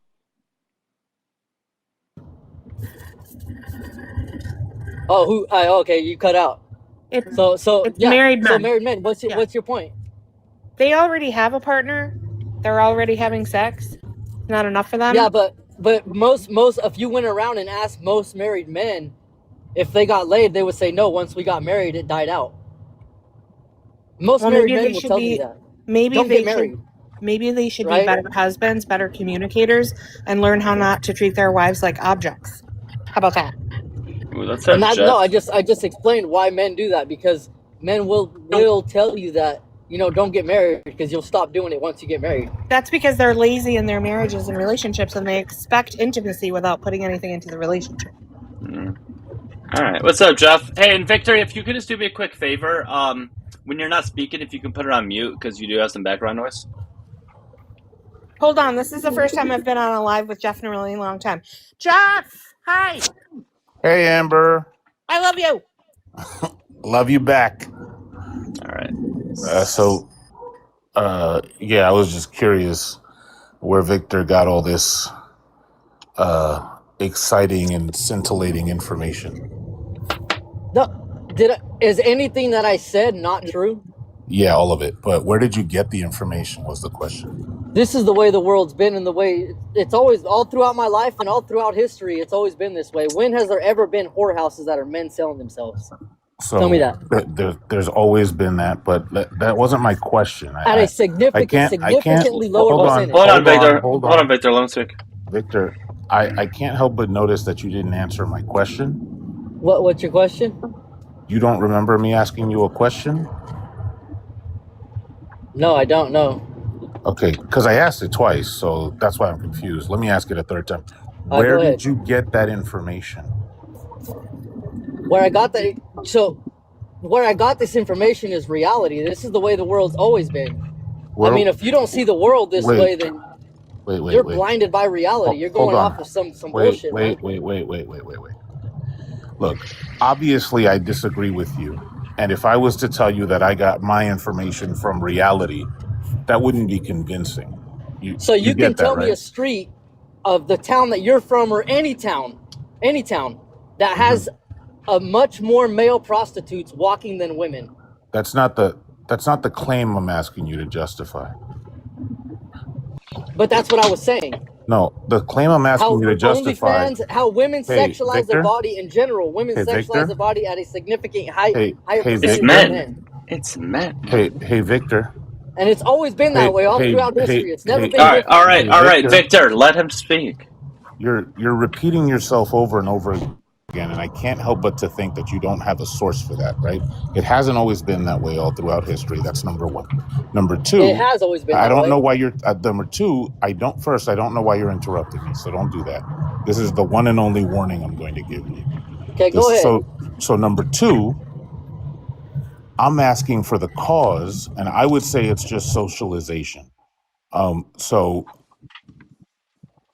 do you have anything that you've read, any study? Like, let's take the claim that you said that if you ask most men who are married, they'll tell you that sex goes out the window once you get married. That seems like a cliche to me, but if you have a study or something that shows that, I'd love to see it.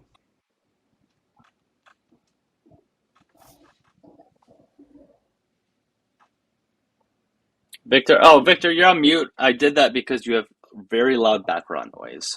So please, as I said, when you're not speaking, unmute or mute yourself. So you Okay, would go agree ahead. that most men would say that. How can you disagree No, with that? because you haven't shown evidence. I just disagree, just based on the fact that you haven't shown evidence.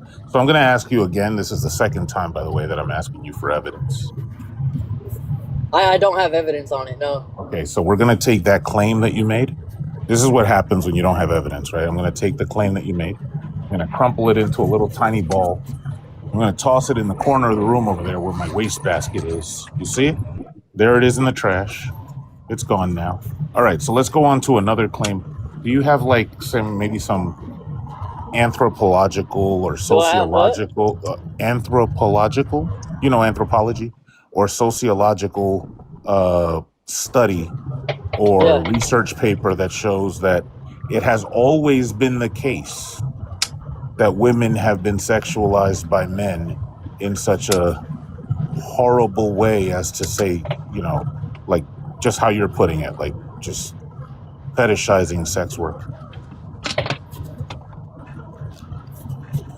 I never said that.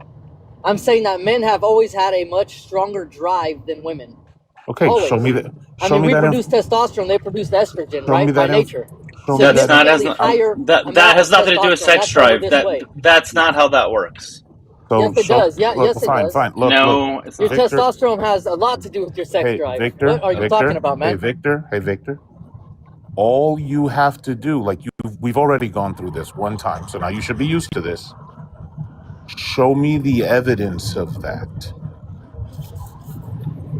That your sex drive is based on your testosterone level? So two things. The first one is that the hormone production of men and women varies so much that they should have different sex drives, such that men have a higher sex drive than women all the time. And then the second thing is that it's always been that way. Yeah, it has always been this way. You're going to No, tell me you're that just men haven't always repeating. been this way? So you're just repeating the claim. Remember Okay, the then tell me one exercise. time in history Wait, that there has wait. been whorehouses where there's men. So now Okay? what you're Never. doing, Never. You're lying to yourself, man. hey, And you're telling me to pull up a hey, claim. it's okay, man, Victor. Don't get excited. There's no need to freak out. I'm just Oh, no, asking I'm for freaking out. evidence. Hey, you are. Look, your pitch went up a few semitones and your volume went up a few decibels. I want you to just calm down. We can make this very easy. I'm going to ask again. Now, you asking me a question is irrelevant to me. I want to know if you have evidence for your claim. Do you have evidence for your claim? I mean, that's kind of just common sense. When has there ever been in history? So that's a What's question. common sense, dude? You're Like, about you're to lying ask. to yourself. So You guys are lying to yourself for The some Dude, you answer reason. have is to ancient chill. Rome. You have to Ancient chill, Rome. man. There were bathhouses full of men for the purpose of prostitution in ancient Rome. It was highly accepted. What are you talking about? So Victor, again, no need to get excited. You were just given some education by my friend Amber. So first, you should say thank you. And second, when you ask me a question after I ask you for evidence, it seems like you're confused at the task. Right? Oh my god, I cannot stand my fucking iPad. Jesus Christ. This fucking What were you iPad. thinking as you were watching that debate? I'm gonna fucking throw it. Holy fucking shit. Well, I think YouTube, you guys might have just turned me crash out right there. Sorry.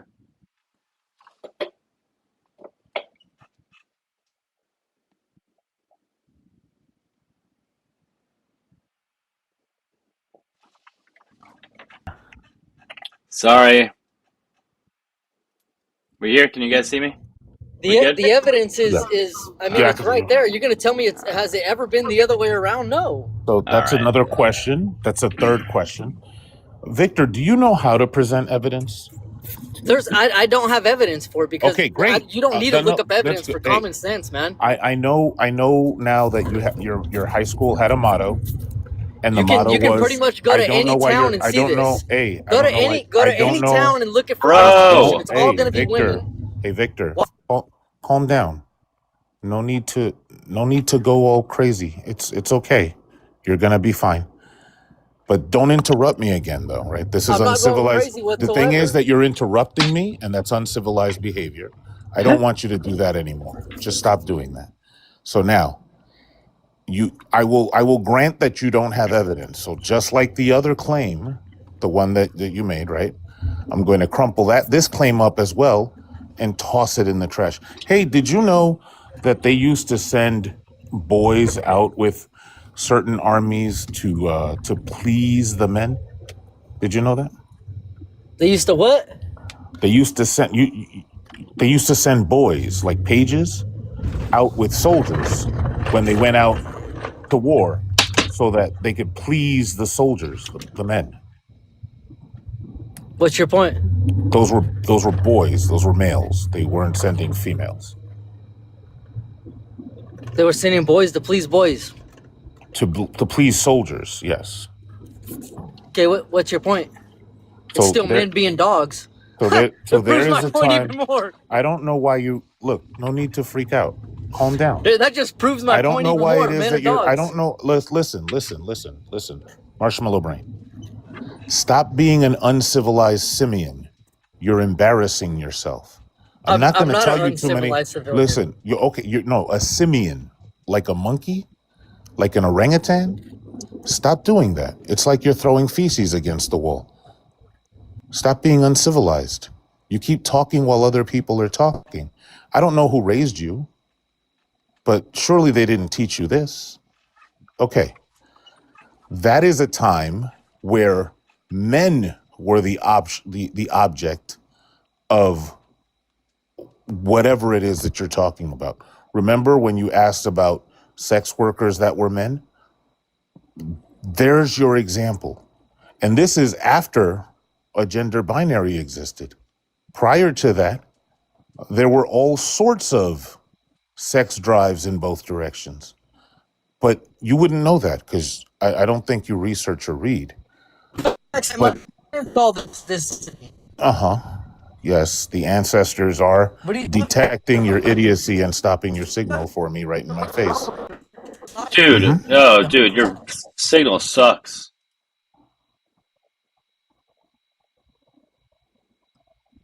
Go You big, there? just like the told me.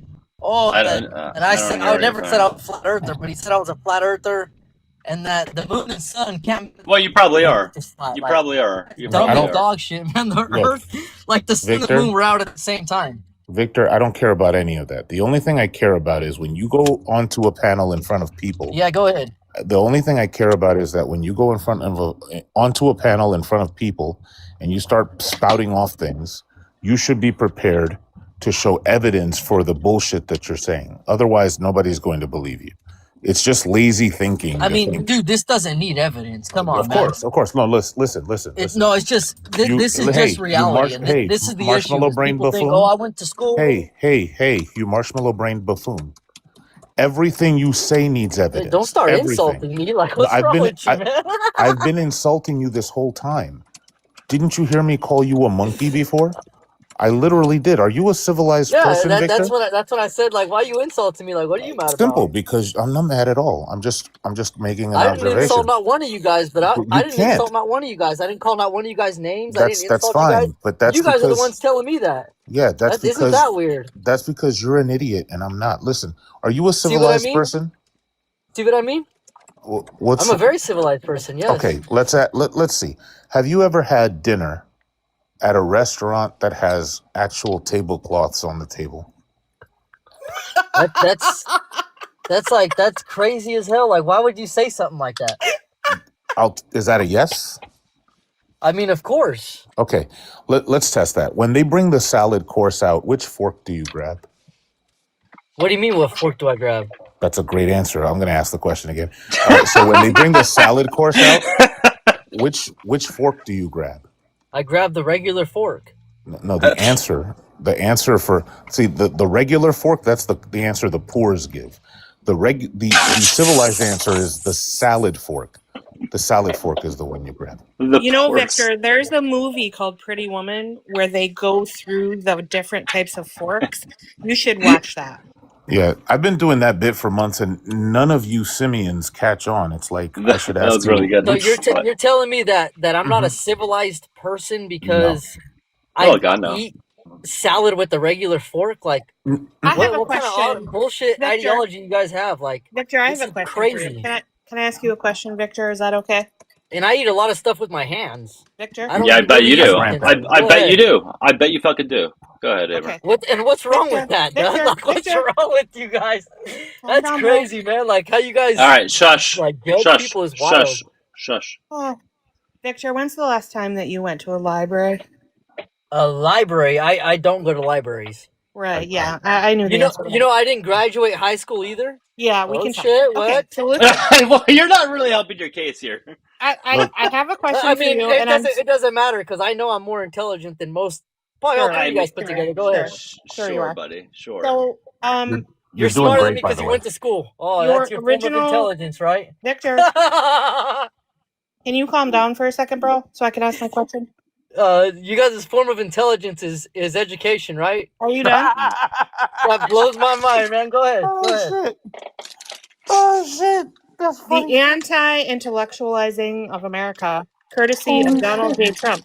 Anyway, Victor, your claim was that in every single town across America, no matter if it's a small town or a city or whatever, there's a street. Every town. Can I finish, please, without you interrupting me? This is why Jeff is calling you uncivilized, okay?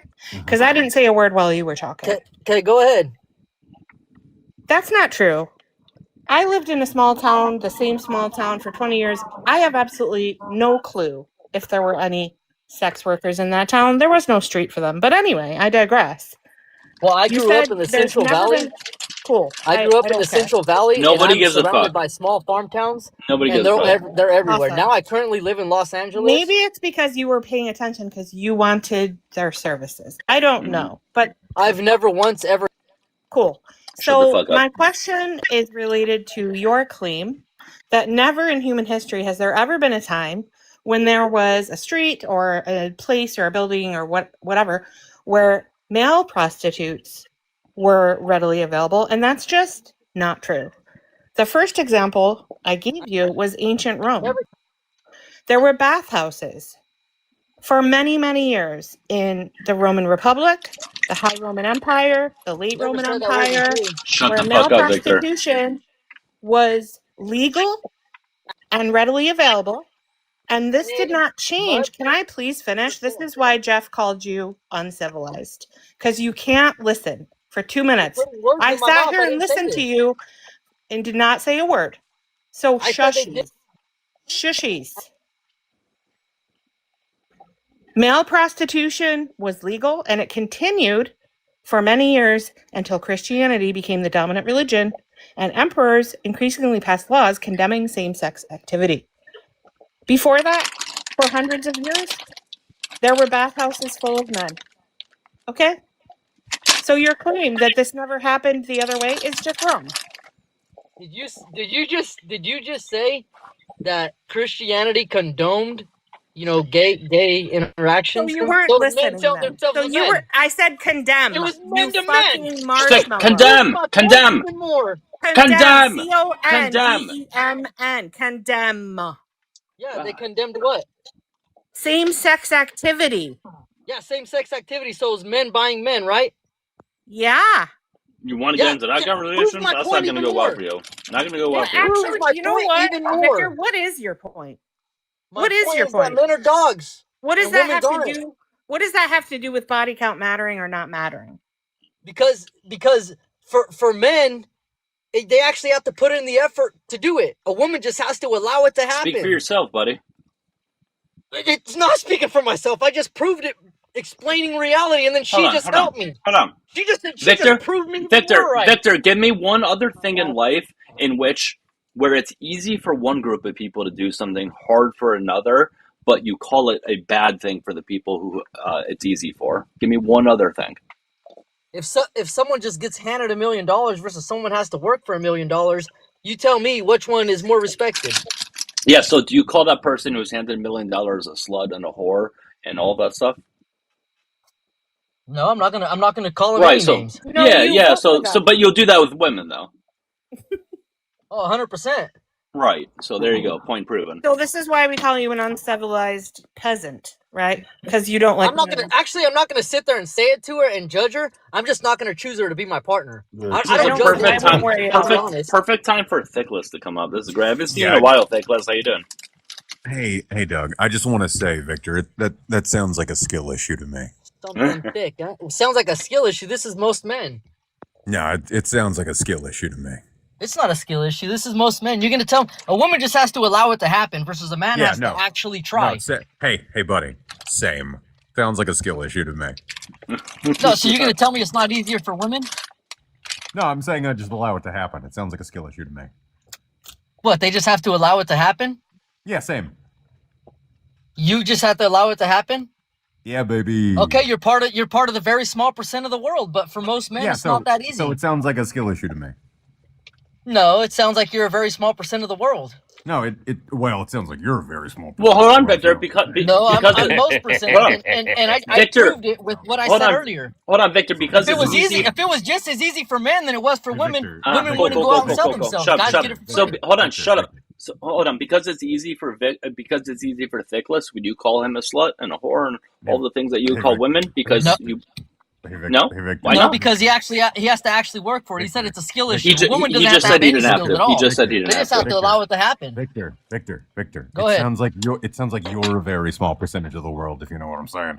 But like, no, I don't have I just allow it to happen. You just allow it to happen? Yeah. Okay, and you're a very small percentage of the world. Nah, that's not like that for most men. It sounds like you're a very small percentage of the world, if you know what I'm saying. Do you think that there would be all these women walking the streets and all these girls on OnlyFans and all these strip clubs if it was easy for men as it was for women? No, none of that shit would exist. Do you think there aren't strip clubs where there are men who are dancers? No, there is. I've seen them in Vegas, but at a significantly smaller percentage than women. It sounds like 100%. You're gonna tell? I'm not saying that this doesn't exist. Hey, Victor, calm down. It does at a much smaller percentage. Hey, Victor. All right, chill the fuck out. Shut the fuck up. Hey, Thickless, it sounds like he's complaining about the inventory being low. I'm not complaining whatsoever. It sounds like you guys are trying to find excuses because you guys know you guys are wrong. No, listen. Do you think when there are sex workers in a specific city, all of them are there voluntarily? They're there because there's a profit in it. I just want to ask the question again. That sounded, by the way, like not an answer to my question. Do you think all the women are there voluntarily was the question? No. Oh, okay. Not all of them, but most of them because the money's good. Well, okay, where did you get that information about most of them? Because I know that because I know that there is modern day sex trafficking. You read that modern day sex trafficking is voluntary to the women? What? It's not voluntary to the women. That's what I'm saying. So then where did you get the idea that most of them are there voluntarily? Because we know this.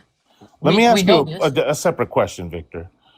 Do you prefer Cheez-Its, Goldfish, or like Skittles? What kind of question is this? I'm trying to see which treat I should throw at you if you get an answer correct. See what I mean? You guys just like to insult people and stuff. I insult people when they're stupid. But this wasn't an insult. This wasn't an insult, bro. This was just me offering you to get you a treat when you get an answer right. Because so far, you've proven that you don't read. Like I asked you, if there's trafficking, how is it voluntary? You got stun locked. You stopped talking, and then you said I didn't get stun locked. You started saying, "So what treat?" You changed the subject to treats and all this. Well, that's after. Okay. So let's just ask the question again. If it's trafficking, how is it voluntary? Go ahead. I'm saying that there might be some out there. I don't know. Victor, That there might be some out there that's trafficking, but not all of them. Victor. Lock in, brother. So if you're asked a yes or no question, that's a yes or no answer. If you're asked a question about how is it trafficking, all you need to do is focus on the question that you're being asked. You don't need to like run off and say like, well, there might be some out there, which isn't an answer to the question. So let's level set though, like maybe because maybe you don't know. What is trafficking? Just so we're all clear that you understand what trafficking is. Trafficking is whenever you sell somebody, you put them out there for them to sell themselves, and you collect the profits. Okay, so you have a remedial understanding of what trafficking is. So we can agree then that trafficking isn't voluntary, correct? See, so now you're going to use this Hold claim on, and try to hold claim on. that everybody. Answer. Just answer. Just answer him. Victor. I just asked you a yes or no question. And I explained this earlier that yes. Victor, is traffic voluntary? Yes or no? No. Okay, then great. So saying that there's modern day trafficking is completely pointless when Jeff asks you about whether or not something is completely voluntary. Well, it's pretty much common sense that not every single person out there is doing this because they're being trafficked. Victor, just really quickly, the answer to your question, how come there's so much of it, is because of trafficking. Okay, and how come they're not trafficking men? It goes back to the same thing. How come they don't get men to traffic them? Wait, do you think men aren't also being trafficked? If they are, you can show me the men. No, Victor, men are being trafficked 100%. Victor, but show me them walking the streets Victor, like women. I'll wait. Victor, do you or do you not think that men are being trafficked? Yes or no? At a significantly lower percentage, yes. That's great, phenomenal. That's not really the point. So you agree then that men are being But it is though. Victor, you agree that men are being trafficked, yes? Yes. Okay, great. So then this is a pointless claim that you're trying to No, because it matters that why is it such a higher percentage for women? You guys still don't answer that. Wait, you guys can't answer that. Listen, I want to know your point. I want to know his point. No. This is now beyond marshmallow brainery, and this is like brain deadery.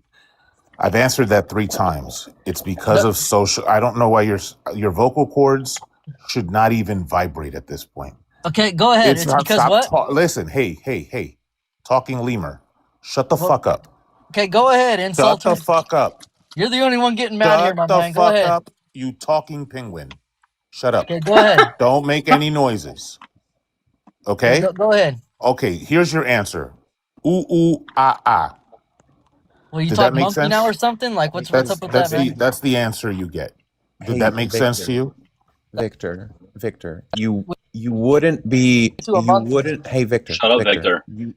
You wouldn't be on the receiving end of insults if you stopped trying to interrupt people in the middle of their sentences. Yes. If you acted like an adult and stopped trying to currently fight your mute button while a moderator is muting you, you wouldn't be on the receiving end of an insult.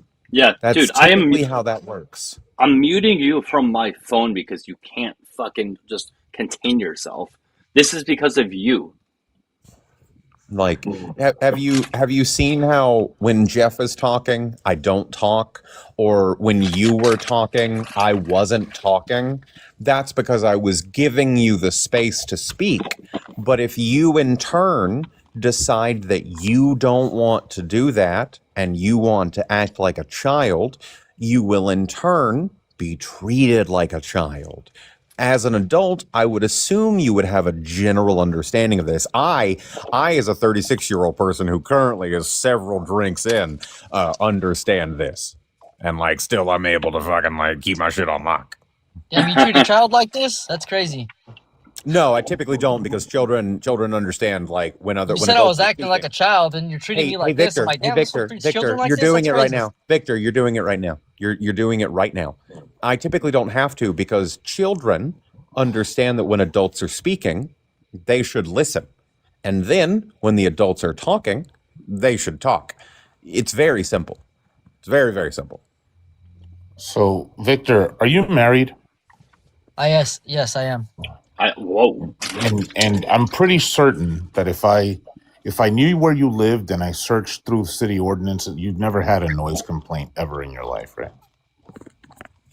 Probably not. No, maybe when I was younger. Yeah. Never once had a noise complaint. I get it. If I looked in the room where you lay your head, no scrapes on the floor whatsoever.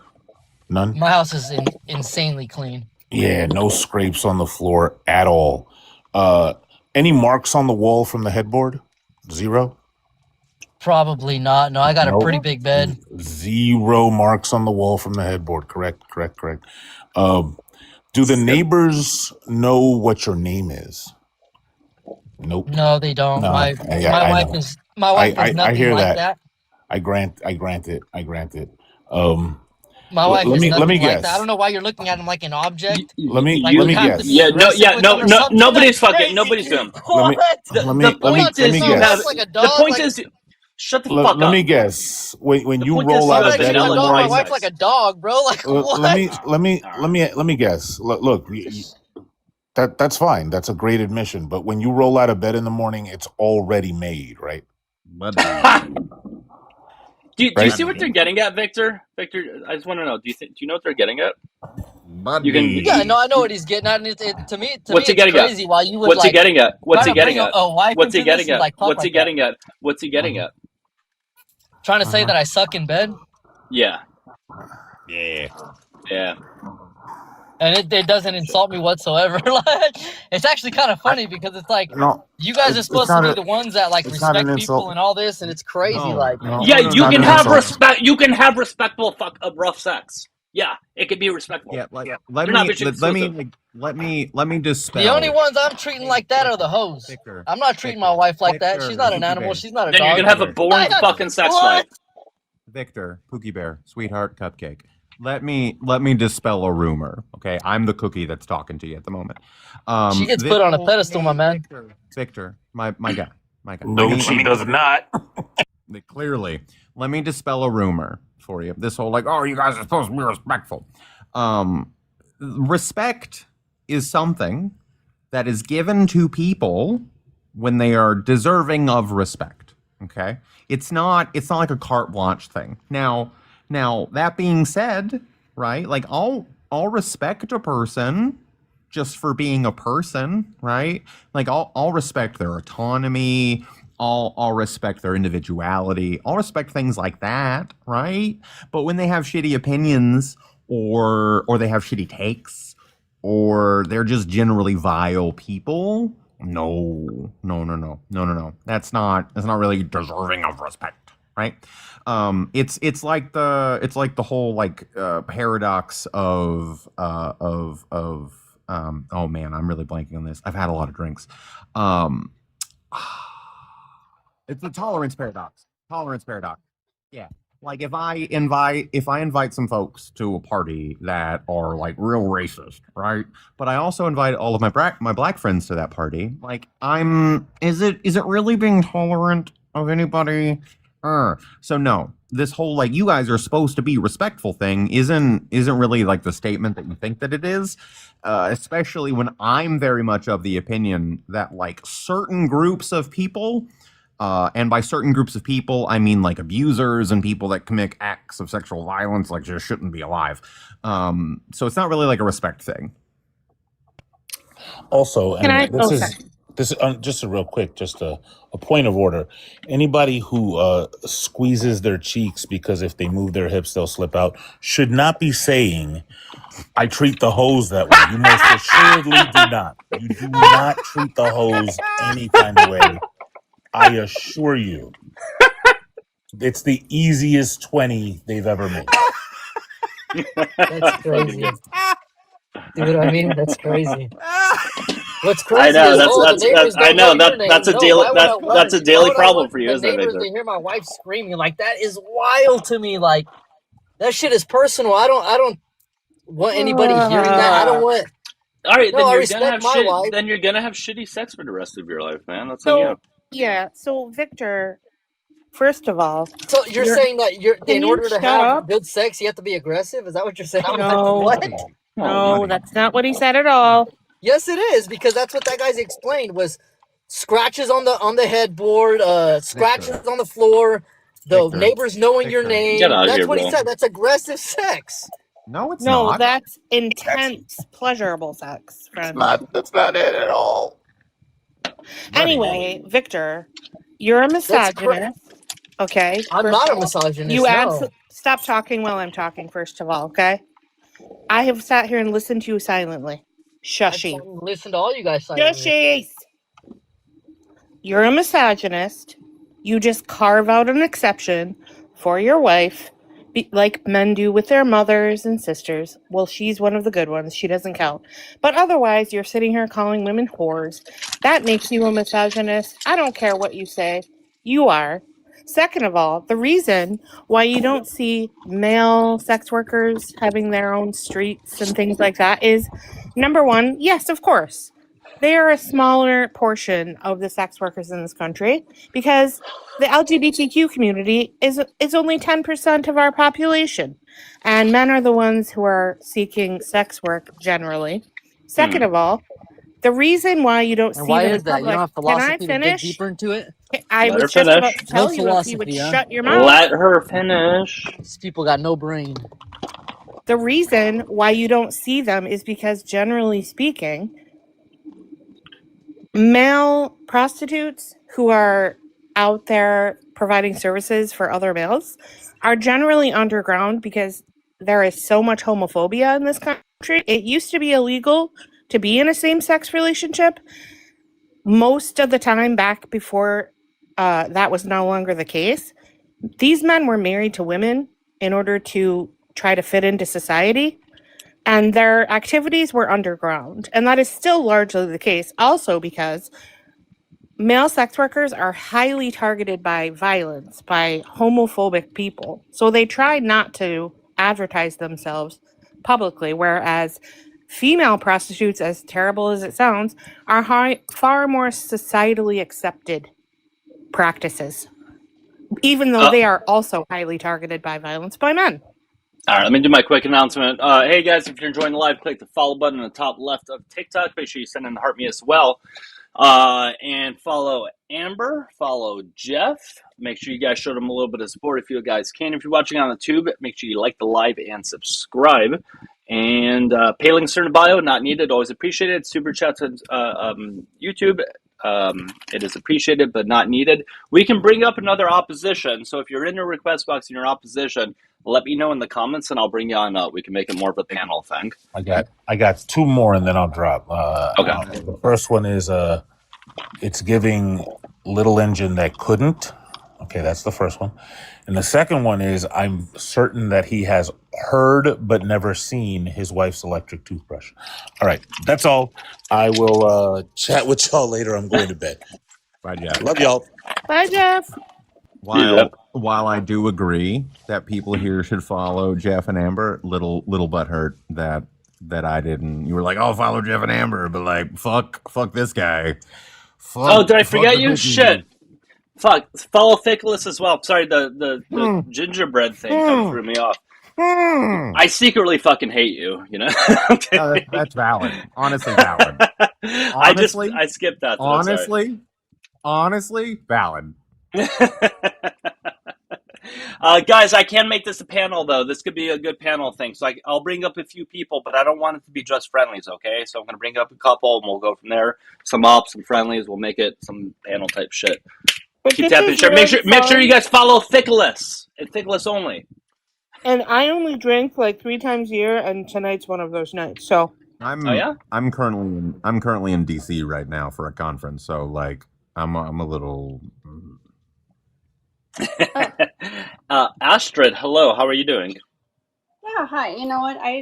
When I requested up, I didn't realize you were just winning opposition. I'm so sorry. No, you're okay. You're okay. Yeah, no, I've don't watched apologize. your live and I follow your content, and thank you for that. I really enjoy it. Thank you, Astrid. How old was that, Victor? Do you guys know? He was on younger, and I'm sure. I don't know quite how old, but he sounds younger. kind of came in kind of late, but was it over body count or something? And men and women? Initially, Yeah. initially, and just It went in was some weird 34. It was direction. 34. Yeah, Okay. was he? Because I've been a nurse since 1992, and I also worked in child and pediatric psych for 10 years. And, you know, I don't understand the shame and this blame and these non-issues being issues with these people. Like what was the lady's name who said he was misogynist? It's not That was just me. yeah, Amber, exactly. yeah. It's not just Mhm. misogyny though, but it's just pure ignorance, because you had mentioned like the gay men and that were can I say that were prostitution, or what word am I supposed to say? I don't know how TikTok feels about it, but Okay. yeah. Whatever that profession is, the oldest profession. Sure. A lot of like our kids and things would come in into the psych unit because they were that being, you know, that kind of stuff and abused. And consensual is not an issue. Like consensual or profiting or whatever is not an issue. We've got STDs, abuse, trauma, all these other things are an issue. And it doesn't matter like that if it's a biological drive and it feels good. It doesn't matter if it's men, women, whatever, it feels good. It's consensual. Who cares? Like, why are these oligarchs, whatever you want to call them, ignorant, misogynistic? Yeah, why? These are non-issues. Did you just say oligarch? Actually, I do get it. I am looking you for call 'em. opposition. I am looking for Okay, opposition sorry. now. Let me get no. You're okay. I appreciate it. You're welcome to try to come up in the future if we have some sort of Yeah, good but thing. Yeah, you that'd be great. guys schooled him very well, so keep up the All right, good that's work. great. Take care. Okay. Take care. Have a good night. All righty. I All followed right, you guys. back. Opposition, please. We're looking for anybody that thinks body count matters. Anybody who's an incel, self-incel, whatever. Come on up. Nobody's gonna describe I them did see the themselves as well. reflecting pool today. If anybody's interested. Did you now? How was it? I did. Dry. Yeah, so I'm the person calling in from YouTube, for one, this is like your 6th time calling in a row, and you know my rule. I'm going to tell your number out to the chat. If you call me more than a few times in a row, I will tell your number out to the chat, okay? Now, that's your warning. I won't do it now, but if you call one more time, I will. Secondly, you can't call in right now because they won't be able to hear you on TikTok, okay? You guys can only come up when there's nobody else. That's how it works. You call one more time, I'm telling you your number to the chat. Sorry, guys. All right, where were we? That's my rule. Like, if you try to annoy me by calling this number numerous times, I'm literally just going to give your public number out. That's what you get. Doug, I just want you to know that letting me up on your live stream when I'm drinking is like not a good idea, but I'm here. Hey, go for it. And I have no idea what's going to happen, okay? So far, so good. I've had so many margaritas. Oh my god, margarita is my favorite, but only frozen. Nah, I had some spicy margaritas. I had some palomas. I had some old fashions. Oh my god. What is a paloma? You don't know what a paloma is? I don't know what that is. What is that? Oh, they're so good. It's tequila and grapefruit juice, some like lime juice, I think seltzer water maybe. I don't know. I'm not 100% positive what all makes up a paloma. I know there's tequila and grapefruit juice in it. I fucking love palomas. They're so good. They're so good. That sounds really good, actually. But I'm not kidding. I only drink like 2 to 3 times a year. And the only reason I'm drinking tonight is because my family is not here. My husband and kids are 6 hours away. Yeah. So that rarely happens, and I'm taking advantage of it.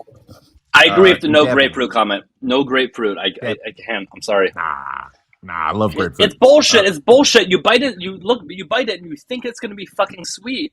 It's not. No. It's bullshit. Okay. Fuck it. So here's the thing. Here's the fuck up with grapefruit, right? One, right, ruby red grapefruit are like what you get. Number one. Number two, okay? Everybody is always like, oh, you got to put so much sugar on it. No, you put salt on it. You put salt on a grapefruit because salt is salt is much better for counteracting bitterness than sugar is. Put salt This on is it. true. All right, maybe. Grapefruit maybe is delicious, and I agree with the salt.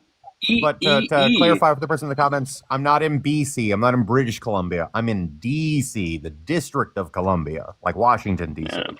All right, how you doing? Oh, also, wait, actually, before you go, so we have 862-281-4815, who doesn't know consent, who's called me like 10 times in a row. 862-281-4815. I'm not telling you guys what to do with this number. You're welcome to do what you want, though. 862-281-4815. Hey, EEE. Call them How and you doing? ask them if you qualify for a GLP-1 discount. EEE, how old are you? EEE, how old are you?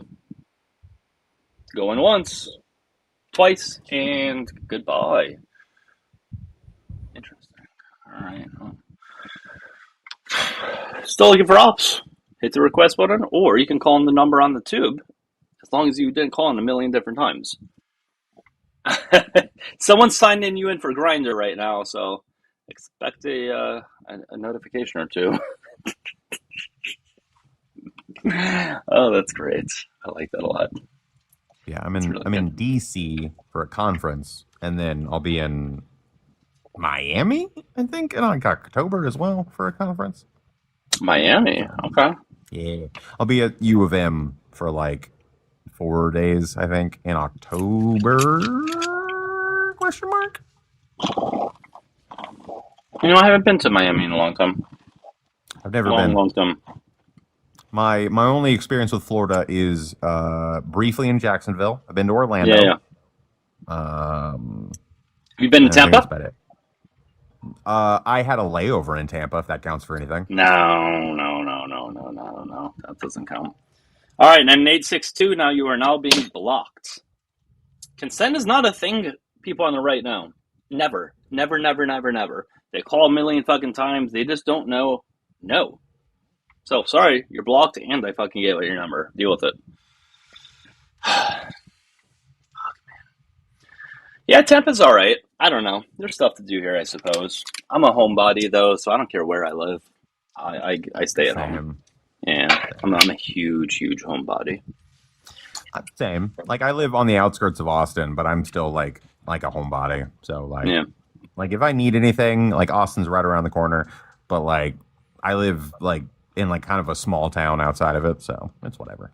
I'm a homebody too, for the most part. You know what? I think most of us on here who are on these often are probably homebodies. That would make the most sense, right?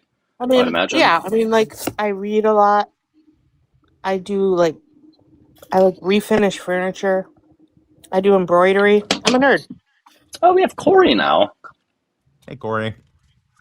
Hi. So I was leaving a establishment, and I heard people talking about putting salt on grapefruit and then also palomas. And honestly, I'm an op because of that. But also Buzzy's here, so I'll stop talking. What's that classical music, Buzzy? Is that coming from you? Salt. That's not me, but some people. Salt counteracts bitterness better than sugar does. I was going to say a lot of people in the South use sugar, and it's fine. It tastes like juice. Well, to be fair, a lot of people in the South at one point used slavery, so maybe we don't take what the South does, as an idea for good stuff.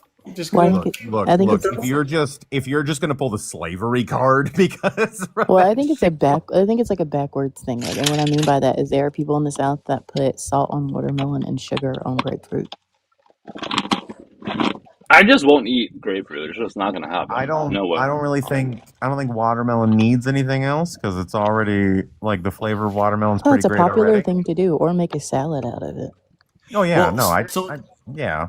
But like grapefruit is admittedly bitter, but they like salt, scientifically speaking, will counteract bitterness better than sugar does. Grapefruit's not bitter though; it's sour. I was going to say some people. It depends on what. It's sour. Yeah, it depends on the grapefruit. Like if it's sour, then you want sugar. If it's bitter, then you want salt. Wait. Also, bullshit too, because also coffee is also bitter, and you counteract the bitterness of coffee with with sweet. Like some people put salted butter in their coffee. Corey, I hate to tell you. That was so Buzzy, right? That was back during the keto phase, and we fortunately unalived all the keto people, so we're back to a normal society. No, they're still here around. No, they're still there. There are people. You know what? I discovered the carnivores. That was a wild ride for me. You just Ask Doug discovered the about that. carnivores? You Yeah, just remember? No, remember when I discovered? I discovered the You carnivores, discovered and then them I too came back. goddamn late.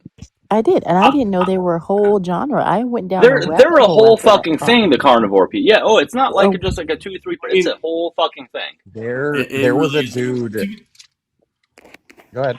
No, I discovered the carnivores, and it was like a wide, like, I don't know. It was like I came back and I was like, Doug, what is this? There was So a I dude. firmly believe this. I'm sorry. Go ahead, Corey. No, go ahead. saw you. I'm sorry. Go ahead, Corey. Corey, you've been trying to talk for like 3 minutes. Go ahead. Yes, go ahead. No. I was gonna say the carnivores are the keto people who survived COVID. That was all I was gonna say. So Valid.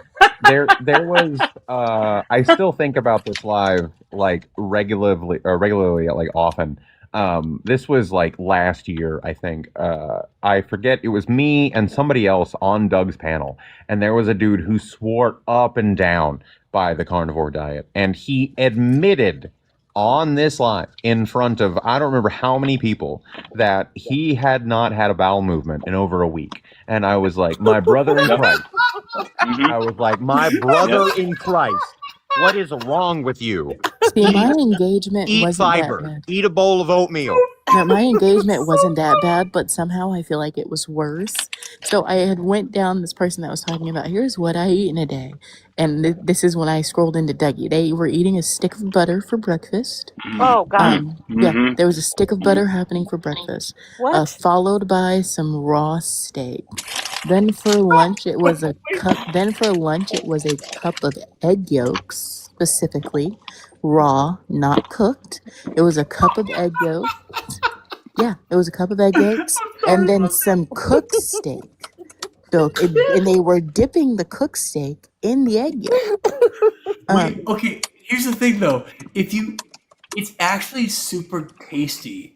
Like dipping things in like egg yolk and then cooking it is so good. Corey, Okay, but listen then to me it's closely. cooked. Corey, listen Yeah, to me it's good. closely. Corey, go to hell. Buzzy. Okay, in all Buzzy? seriousness, I had a friend back. This was 25. Remember, like the Atkins diet, which is similar or whatever. Yep. Okay, well, I actually did that in my early 20s. Now, the reality is, the reason I lost weight is just because you end up eating fewer calories because there are so few foods you're allowed to eat. And I was doing like grilled chicken and green beans every night. Of course I lost weight, but I did do like cheeseburger with cheese and mayonnaise on it, like, which I can't believe that I actually did that. But I had a friend who ate nothing but chicken wings dipped in blue cheese. That's the only thing she ate for 6 months. And she did lose like 40 pounds, but then she had kidney failure.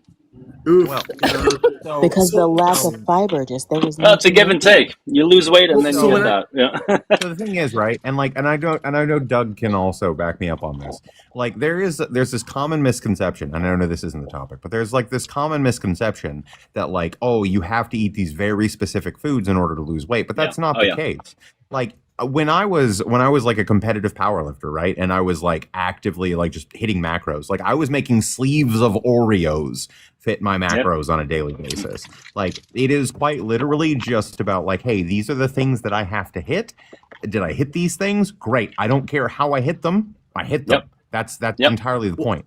And as People long as take you're hitting, people take it into the Go ahead. macros and all that. Yeah, people take it to a very intense point though, and it's actually needed to sort of called orthorexia, but this obsession with eating quote unquote clean, right, where you have to eat these foods or those foods. It gets very, very, very unhealthy and very obsessive. I've seen many people do that. Yeah. But Dougie, when I think about that video, I don't know if we can call that clean eating. Like they cook steak and egg for lunch, with some water, and then like That for sounds dinner, so and then tasty. and then for dinner they had these burger patties. Apparently, the comments situation. can't be read because of my shirt, according to fucking Reggie. So I'll change. I like I'll your change. shirt. Wait, I like your shirt. Just because of It's a Reggie. good I'll shirt. change. I like the shirt too, but fucking Reggie is making me change. So I'm going to change. I'm I- going to go into the when yellow I tank was- top, guys. When I was tracking everything, You know what, like Dougie? hardcore- Just don't put your shirt on. when I was tracking everything hardcore, this is not a sponsored ad by any means. I was using like LP, which is like Renaissance periodization, I know to that, track yeah. everything, and I was I was making like fucking Pop-Tarts. Like I was straight throwing Pop-Tarts into my protein shakes and like blending those motherfuckers up. To Vic said you can suffer, I will not. I know math. No, absolutely not. 100% no. So think you were a powerlifter. I weightlifted for fun. My ex was an IFBB competitor, and she told me like what her diet was, especially close to competition. No, and, like, oh God, no. When she finally stopped doing IFBB, and thank God she did, which I mean, I was very close to doing physique at one point. That shit sounds miserable now. Never. She told me what her diet was. She could never eat tilapia again because quite literally, her diet the month before competition was just a tilapia fillet, some broccoli, and like 3 times a day.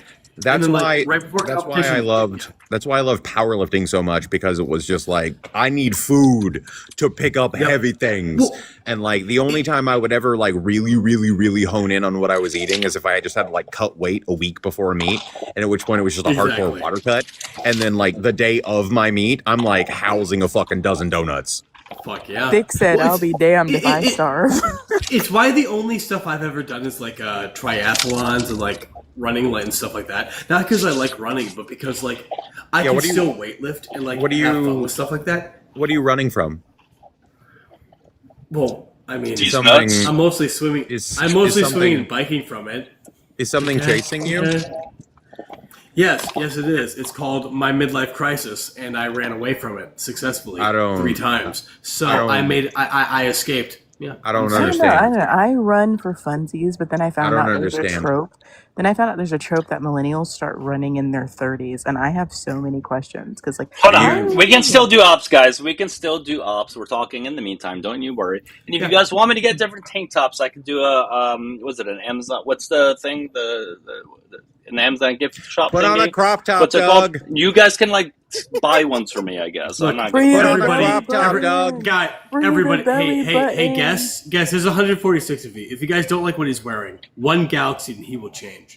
Put on a crop top, Free Doug. the So, belly like, button. Let the belly button out. I don't have a crop top. I don't have a crop Go top. get some kitchen scissors, Doug, and make a crop top. Belly button and happy So to be fair, trails what's and belly really button.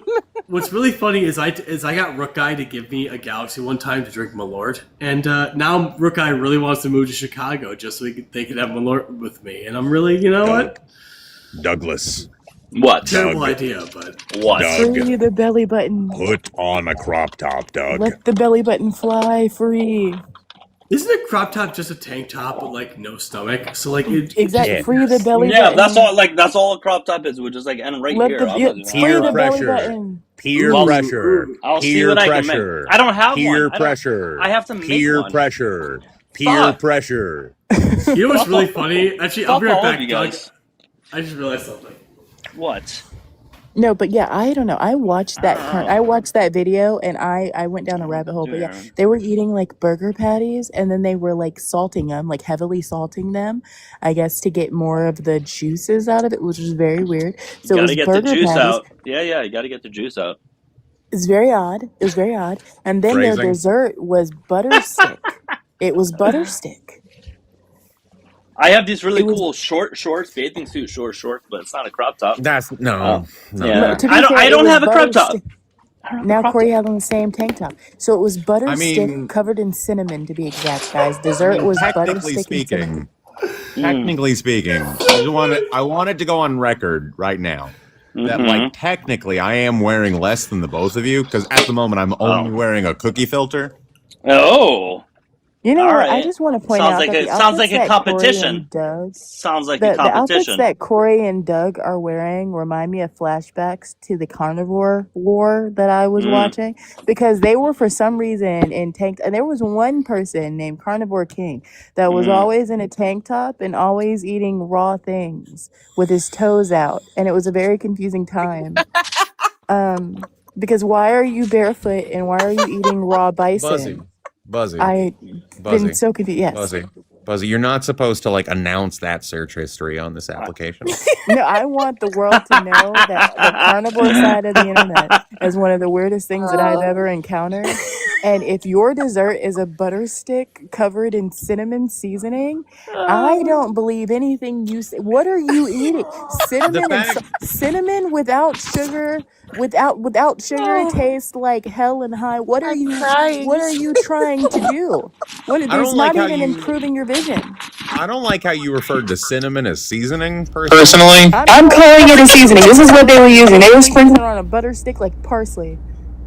I'm never letting this go. And I just want you to know. I just want you to know personally, you people that eat the butter stick and the cinnamon parsley butter sticks, you people that eat that, you are the same people that drink the raw milk and blame the Amish. I said what I said. I said what I said. Fuzzy, you've clearly never been to Cracker Barrel, and that's fine. You've never had blue delicious, and that's fine. It's fine. All right, guys. I have a makeshift one. I have a makeshift. Yeah. Oh, it's gonna look ridiculous. And I know someone's gonna say they're gonna be like, "Well, Paula Dean does it. It's fine." I want Doug to see this. Hell yeah. Douglas. This is my makeshift. Douglas. These are 2 pairs of boxers. Pretty good, right? Douglas. Take a shake. Douglas.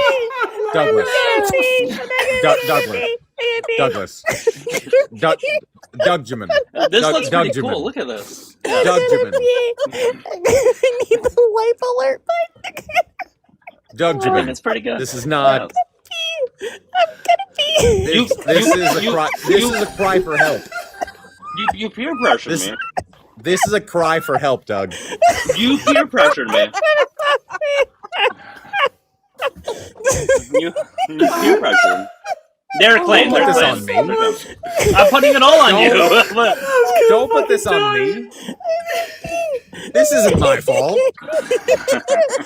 Help, I'm falling and I can't get up. Doug, wait a minute. I just realized that is no nips are showing. No, yeah, they are. Oh my god! Yeah, these are 2 pairs of boxers. Yeah, you look like you put on a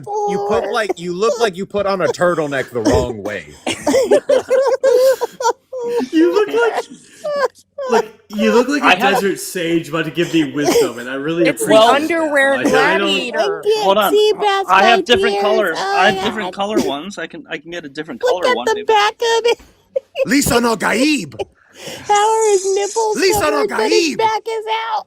No, my nipple's not showing. It's not showing. That's what I said. How are your nipples covered, but your back is fully out? Lisa no Gaib. I don't know. I'm trying to find a different pair because it'll match. The colors will be good. The colors will be good. I promise.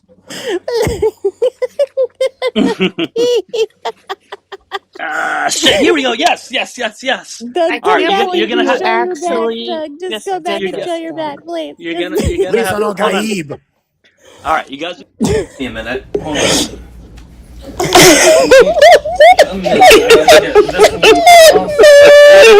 It's better.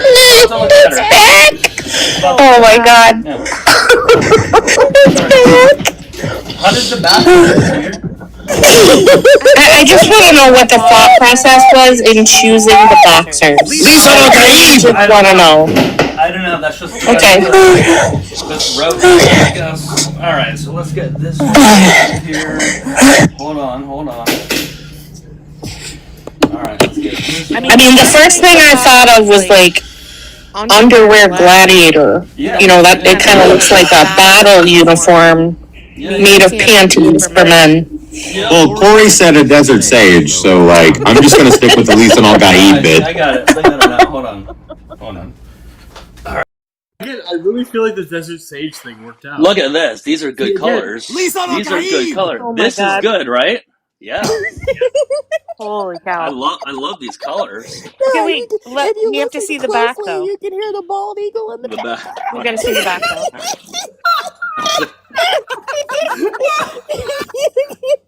You can hear the call of the eagle.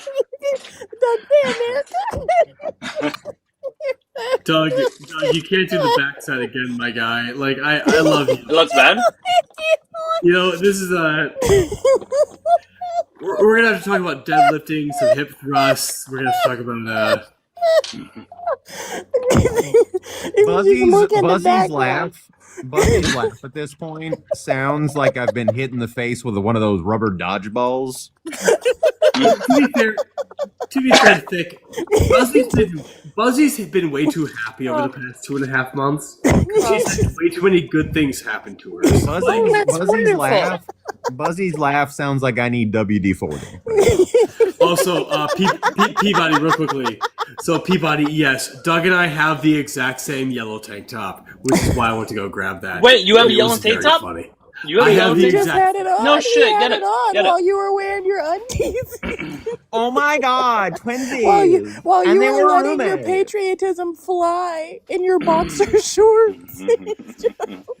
If I put short, oh my God, it would be even better. Let me put different shorts on. This would be better. Oh my God. Because I don't Doug, think sweats.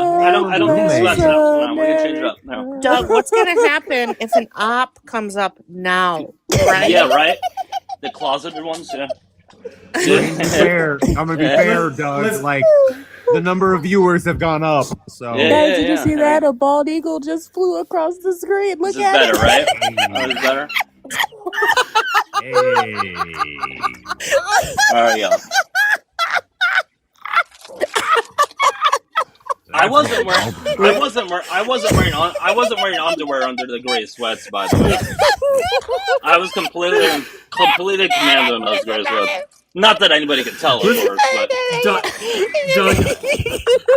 Doug, I don't want to be that guy, and you know what? I don't want to sound too unwoke, but I feel like you guys swap the background from the body count one to the LGBTQIA plus one you have, because that just seems so in keeping with just the vibe we're having.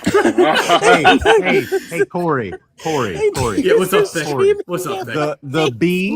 The B in LGBTQ just stands for buffet. The tears are shooting Yeah. down my face. Oh my God. Oh my God. Doug, can you stand up, please? Doug, can you just stand Lisa no caíz. God bless America. Hey, y'all. Hey, look, I gotta be that guy real quick. Hi, everybody. Hi. You know what? For the audience here, I gotta mute Buzzy for just a second. Buzzy, I'm doing this for the good of the live real quickly. Hi, everybody. Did you enjoy what Doug was just doing there? Well, I want you all to know that if you want to reward him, give him some roses. As you guys all know, there's a gift goal right now. 265 is where we're at. The goal is 500 roses. So go ahead and start gifting. You know, I don't want to tell you guys what it should be like, but you guys can take the hand motion for how it is. pay links are in the bio, by the way. Pay links are in the bio. That's not needed, but I will read any comment out loud to the chat. I will read any comment out loud to the chat. So He does deserve his flowers. You know, Doug, I just have to say, we have an all-star panel here. I cannot believe there are not more people in this live. I know, right? So, I mean, to be fair, Doug doesn't host panels, which is completely valid because panels are the worst thing ever. But this is the funniest thing ever, and I'm so happy. No, I did a panel the other day. It was actually nice. now. I'm a better Did you person really? now. Oh, nice. I How got was off that? the ground. Good. I'm surviving. This is my fault. Like Manda, It is. Like is. Manda does it. It is your fault, Vic. Did you guys have any actual debates tonight? I'm so curious. Yeah, no, we had a couple. We had Nice, one okay. like really, really good Thank you guys so much. intellectual conversation with someone Yeah. who was like kind of an op, but we He ended was. up like really getting into lots of different like topics based on where we started, and he was very respectful. So it was like a really Yeah, it fun was. conversation for Doug and me. Mhm. Um, But not even the though chat. the viewers They don't were like bored. the Tammy, thank you for the 10 on the blue out with the V. It says, please buy yourself a proper crop top, sir. I'll think about it. Thank you so much, Tammy. Again, pay links in the bio, not needed.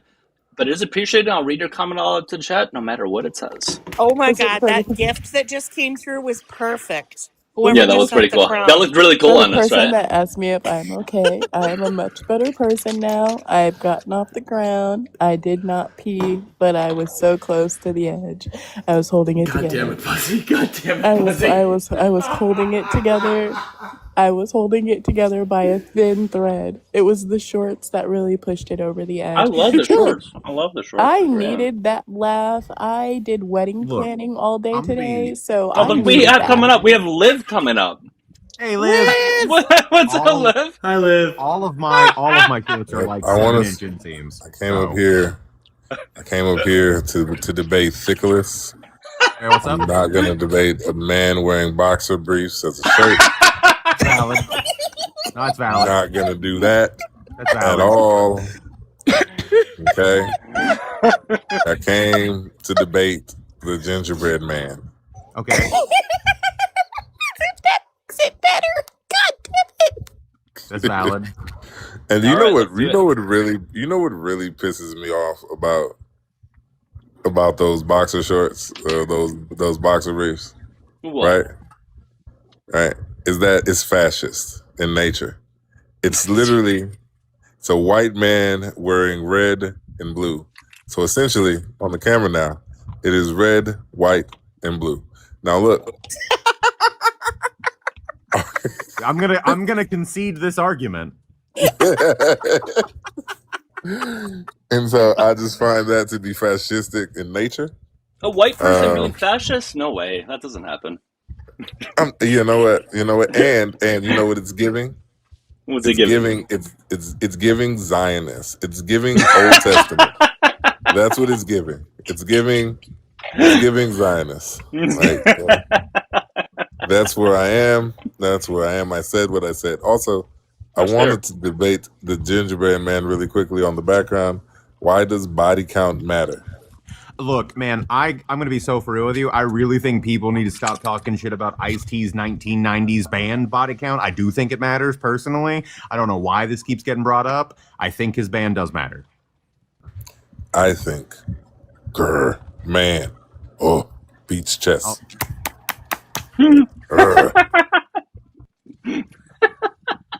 Now debate that, Nicholas. Debate that. Honestly, he makes some really good points there. That's a valid argument, honestly. Nah, P1 and P2 both lined up to C. So, like, yeah, well played, Liv. Not that bad. Right on. Hey, I just came up to talk shit, man. Hey. I got peer pressure. Shut the fuck up. I got peer pressured into it. It was Nicholas's fault. It was Nicholas's fault. I had to go pee. I feel so much better No, now. hold on. Blame Nicholas. Hold the fuck up. Hold the fuck up. The peer pressure was to go get kitchen shears and to fashion a crop top. You decided to fucking take those instructions and not listen to them at all. You decided to come back with some fuck shit and do whatever the fuck this is. Don't put this shit on me. I don't know. I do have to say though I think that the chat likes it. the red, I think white, the and chat likes blue it. thing is perfect because from our vantage point, it's literally red, then your skin, and then blue. So Yeah, that was see? really funny. There you go. See, exactly. Well, you know what, Liv? I'm gonna debate you on a topic now. Okay. I think black people can be racist if they really believe in themselves and stop limiting themselves so much. Because you guys could try. See, this is why I'm a conservative Trump supporter. You could try. Like, you don't have to limit yourselves like this. Like, Listen, so here, let me debate you on this. I believe in you. Mm-hmm. I got you. Listen. This is why I'm a conservative Trump supporter, right? And I support Christian white nationalism because I myself am a dark white man. Okay. Yes. And Dark Jesus. white is crazy. Dark white is fucking crazy. Are you saying you're a roo? So you're a roo? Dark white is fucking diabolical. I don't know why y'all call me up for What's a roux? I don't even. You don't know these are what a roux shenanigans. is? I need the white. Look, I'm the whitest. A white- roux is fuck is cooked a roux? flour. You cook don't know what the the fuck a flour to roux turn is, it brown. Well, I was thinking roux is in like roux from that TV show Zendaya playing roux. I don't fucking know. It's the base for so many fucking Yes, sauces. okay. Yeah, it's a disgusting fucking cheese and flour thing. Okay, No, it's flour. There's no cheese in a roux. First of all, It's sauce to be let thick. me It's thick explain something. sauce. ROUX. Okay, sorry. I was thinking RUE. My bad, guys. I'm sorry. I'm from the So- Midwest. We make good food here. My bad. So I need to point this out. Two things. One, a roux is made with flour and butter or grease, right? Predominantly vegetable oil or olive oil. Correct. Very correct. And it is the Sometimes basis. Crisco. Sometimes Crisco. Yes, Crisco, yes. Lard as well, yes. And it is the basis of human DNA and the origins of life. Okay? The other piece is that when you couple a roux, right, with a side dish that is a vestimille or a bestimille, I never say it right. I never say the French word right. Sorry. What? You were close. So essentially, you start with a roux, right? You start with butter and some flour, right? And then you add cream to it, okay? And then you season that shit up, okay? You maybe throw a little tablespoon or chop up some fresh garlic, throw in a little sprig of tarragon, right? And then you go salt, pepper, little garlic powder, onion powder. I'm not gonna tell y'all all the seasonings because I flick that wrist, you know what I'm saying? But what I will tell y'all is that once you do that, right, you grate whatever cheese that you like, what tickles your fancy, okay? I like a good smoked Gouda. I like a nice sharp cheddar. Yeah. I'm all for it. I'm all for that. Yep. And to top it off to make it creamy, a Gruyere. Now, Indeed. there may be a fourth bless cheese. It. Bless it. Yes, there may be a fourth cheese, a mascarpone, especially if I'm making seafood or lobster. It's like, Amen. Right? But if I'm just doing this regular, you know what I'm talking about? I'm going to go ahead and just keep it there. And then I'm going to go take me some Calipari noodles. I'm going to boil those, right? So right before they're al dente. And then I'm going to mix them in that and I'm going to put it in the oven. I'm not going to put breadcrumbs on the top because only bitches do that. Okay? Church, this is when you pick up the tambourines. Exactly. And then you bake that bitch for about 25 minutes, okay? 25 minutes. And then you just put a little bit extra cheese over the top for another about 5 or 7 minutes. And you broil that bitch. So it's crispy. And what you don't do, and Buzzy, I love you. Oh, he's wearing boxer briefs and a boxer brief. No. You know what? I'm not They're judging. short shorts. We listen and we don't judge. Now. There we go. Yeah, thank you. You know what, Liv? We appreciate that. Thank you. Yes, we listen and we don't judge here. Okay, we're breaking barriers here, right? And so that becomes the most finest mac and cheese ever. And I also want everybody to know that TikTok, who's a mod down in the chat, eats raw horseradish and chases it with sardine juice. Well, to be fair, TikTok is the whitest of all white people, so like that's not shocking. Tambourines down. He is like TikTok is Eastern European white people, so of course he uses horseradish. Like that's just. Thank you very much. I'm so fucking hungry now. God damn it. Are you hungry now, librarian? Oh, that sounds so darn great. I'm all so that happy. cheese. I had some fucking lobster tagliatelle for dinner tonight, and then I followed that shit up with a fucking espresso creme brulee. That shit slapped. Horseradish isn't a spice, TikTok. Okay, it's a thing that. I agree. No, Don't you dare. Good. I agree. Horseradish is what you add to a Bloody Mary if you want to clear your sinuses. Don't Number you call one. I'm sorry. Hot take here. I'm sorry. Bloody Marys are trash, and if you like Bloody Marys because you enjoy the taste of fucking SpaghettiOs, you have a shit palate. No, Can I say something very problematic here, Corey? Can I say something very problematic? This might be what Thickles was talking about. Because as a black man, I may just be racist right now. Okay. But if you're over the age of 25 and you're still drinking vodka, well, you're a disgrace to humanity. The only people that drink vodka over the age of 25 is bitter divorced white women who drink dirty martinis with their girlfriends at 10 o'clock on a Sunday morning. You're about to get canceled. He's about to get canceled. He's about to get Liv, I do canceled. want to say this. I actually do not drink Bloody Marys with vodka. I drink them with gin. Hey, Thickless, eat every inch of a. You know what? I can't. Every say inch that. of what? Every inch of what? I can't say that. It's not TikTok approved. What so am I eating, Thickless. Corey? What am I eating? Personally, So okay, Thickless. so as a non-drinker, the only people I know that like those bloody martinis are those people that go to the restaurants where there's a whole lot of snacks in them. I'm talking about the ones where they have bacon on it's a called stick. a loaded martini. It's called a loaded Bloody Mary. Yeah, and I've never seen them drink what's in the cup. Awful. I've seen them eat I everything off literally, the I stick. swear to God. They could be skewers. They Hey didn't Buzzy, put hey that- Buzzy, you start. Hey Buzzy, you start with as a non-drinker. So yeah, I need the I gotta random push people back on you're Liv. seeing. I gotta push back though. Like I do fuck with a Moscow Mule, and like vodka's in a Moscow Mule. Like I do fuck with that pretty hard. And those are pretty. But hear good. me out though. Hear me out though. A Moscow Mule comes in a very glamorous cup. True. So it's bougie, but not bougie. Okay. Oh, got But it. I So you will can say drink this. vodka Listen, if it's in if copper. you're Got drinking it. gin though, if you're drinking gin, right? It's giving slave owner DNA. It's like drinking a mint julep in the antebellum South, right? Okay, like look, I like see you I on like the gin, porch. but I can't argue with this. I like gin, but I can't argue with this at It does all. have a certain He's right. air. It does have a certain air. When you see a gin drinker, they do have a certain. There's a certain look, a vibe, if you will. And then for the person that asks, what are they putting in Bloody Mary? So it depends on where you go.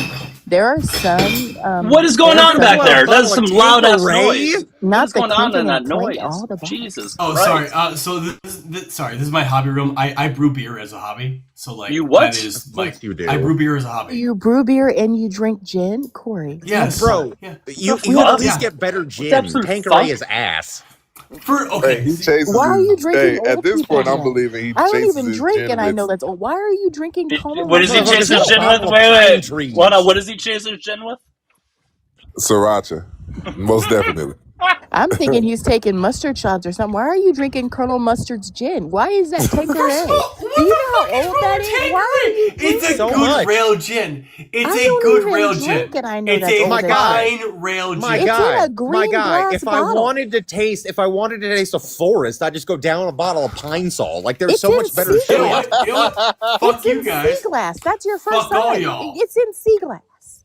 Hold on, let me take a shot with you.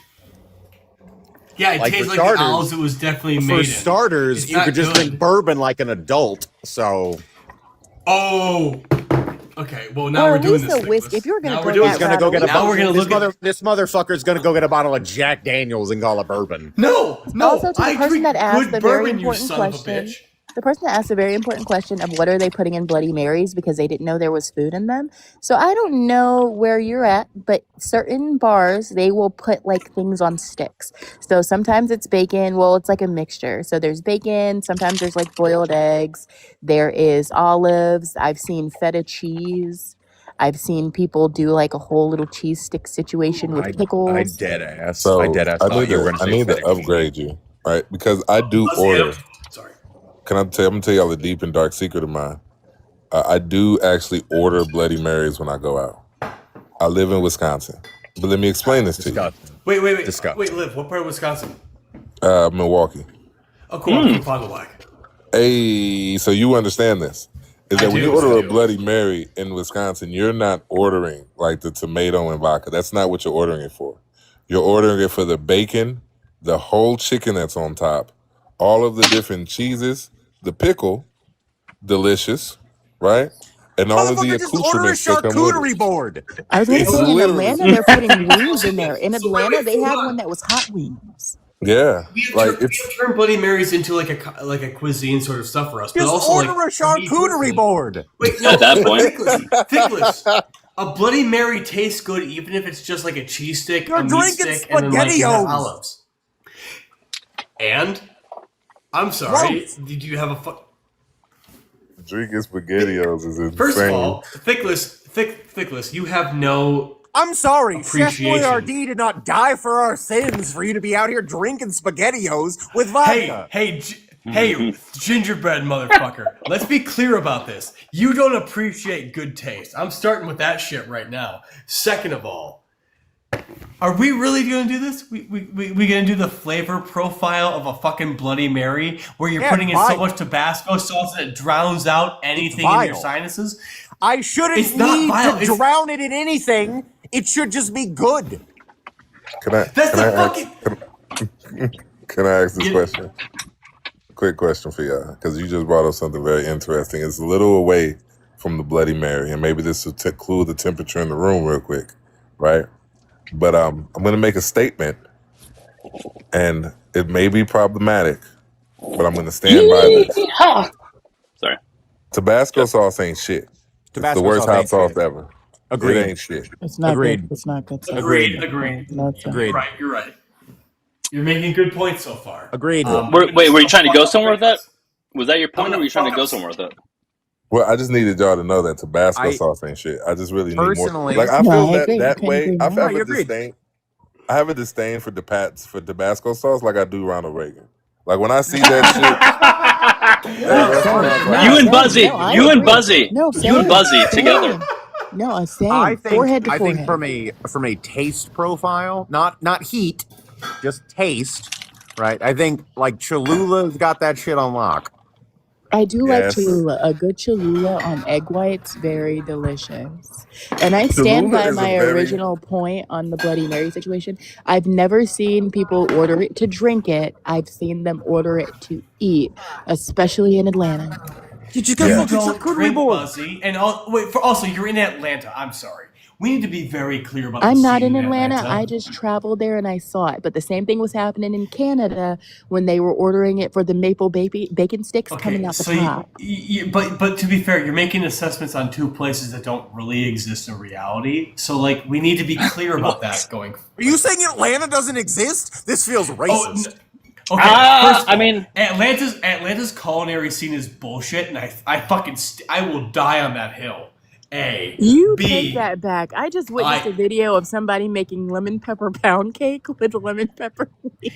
Lemon pepper pound cake? I Fuck saw that. what No way. Fuck Atlanta Fuck did that to shit. Keith Lee.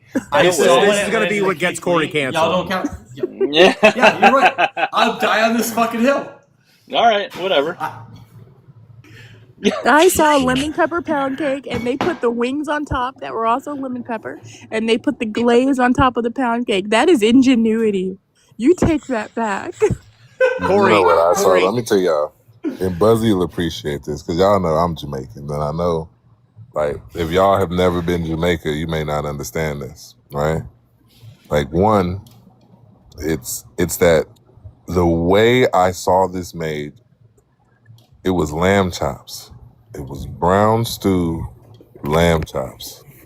And then I flipped the video and they had some jerk lamb chops, y'all.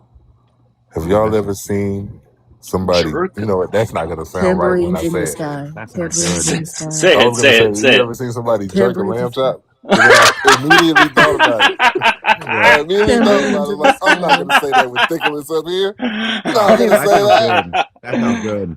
I will be for real with you though. Like over the past couple of months, I have been like on a big fucking like Eritrean food kick. Like if you guys have never fucking had Eritrean food, like you gotta fucking shit's fucking That's on my point. fucking problem with being in like the Midwest and Milwaukee. We don't have, like, if I was to go to Chicago, I know I could probably find a Eritrean food spot. It's so Right. good. But like I know we have Somalian here, we have Ethiopian, Ghanaian, but it's Eritrean too. Okay, for Eritrean. It's Yeah, no, Eritrean.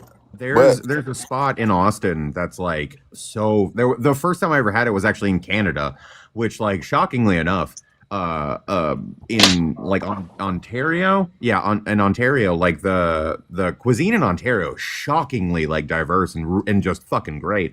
And so like I found an Eritrean restaurant and I hit up Athena and I was like, hey, I'm here. What should I get? And so I got like a fucking paragraph of just like, you need to try all of these things. and like have been ever since leaving Canada has just been like my life goal at this point to find more fucking spots around here that just like have it, because that shit is so fucking good. I have to agree with the comments. Give me some fucking like Doro Watt, like put that shit in my face. No, I have to agree with some of the comments that said that Ethiopian and Eritrean food are very similar. They are really similar. They are in like texture and consistency. The main thing that's different is the level of spice that is used. Like just put it. Gimme.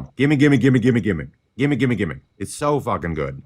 You know, this brings up another point though. What pisses me off about conservative white people specifically, right? It's the things that they cook, right? Because I've traveled through Europe, okay? And in all of my travels in Europe, I've been from Bulgaria to Bratislava, Slovakia, Austria, Germany, France. You're don't Italy, sidetrack him. Thickness, you're sidetracking right? him. Come on. Leave, what part of Bulgaria?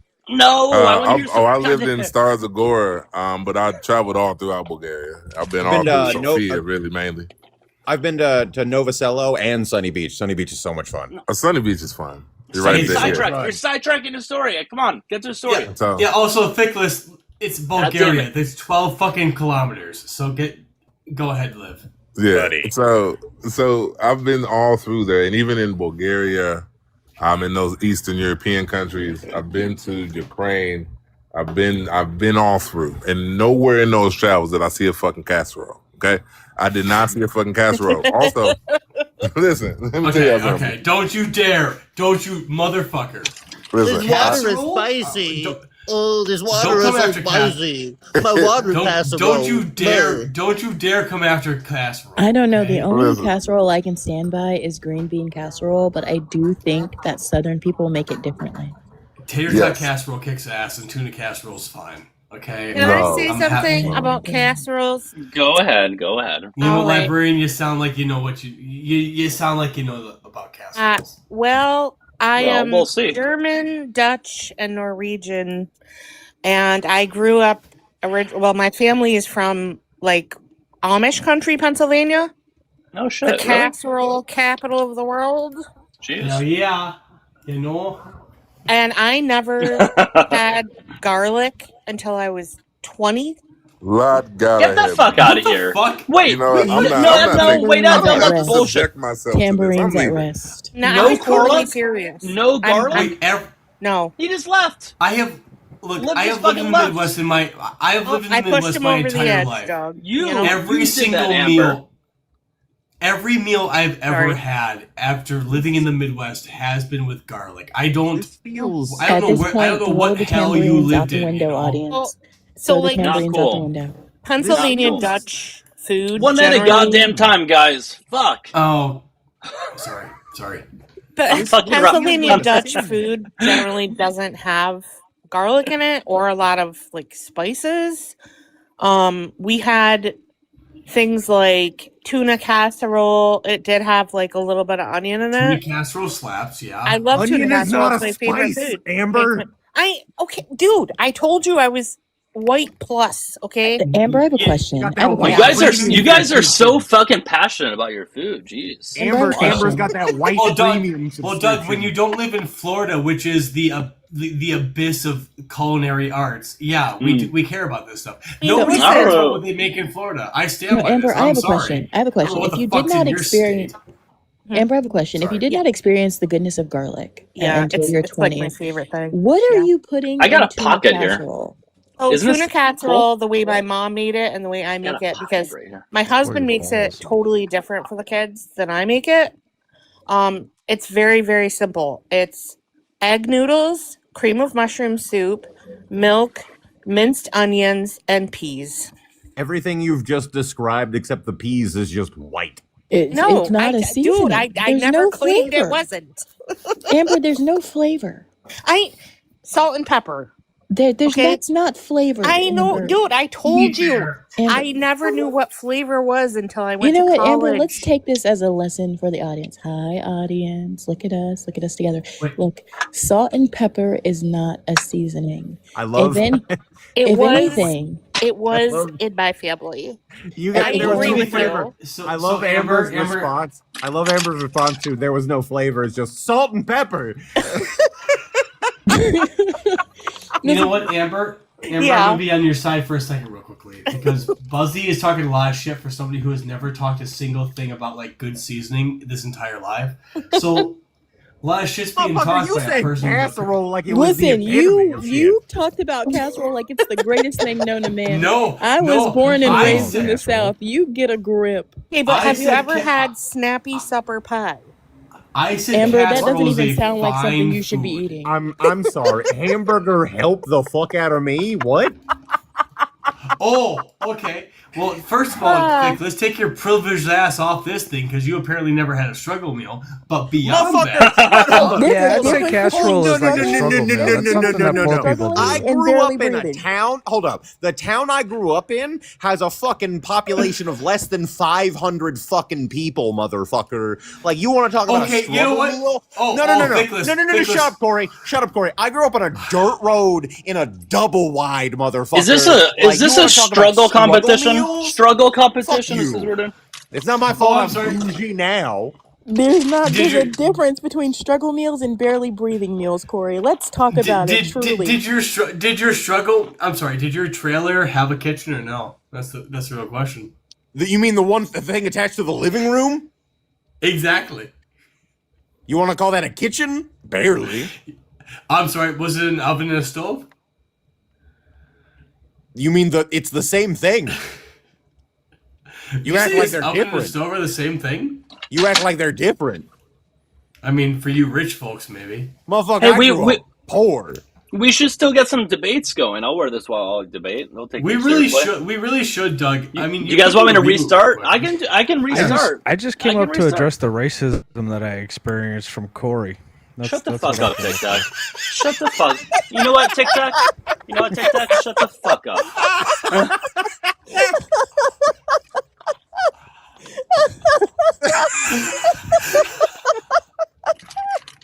This woke agenda is getting out of hand. Oh my god! I just thought of another food we had regularly. Okay.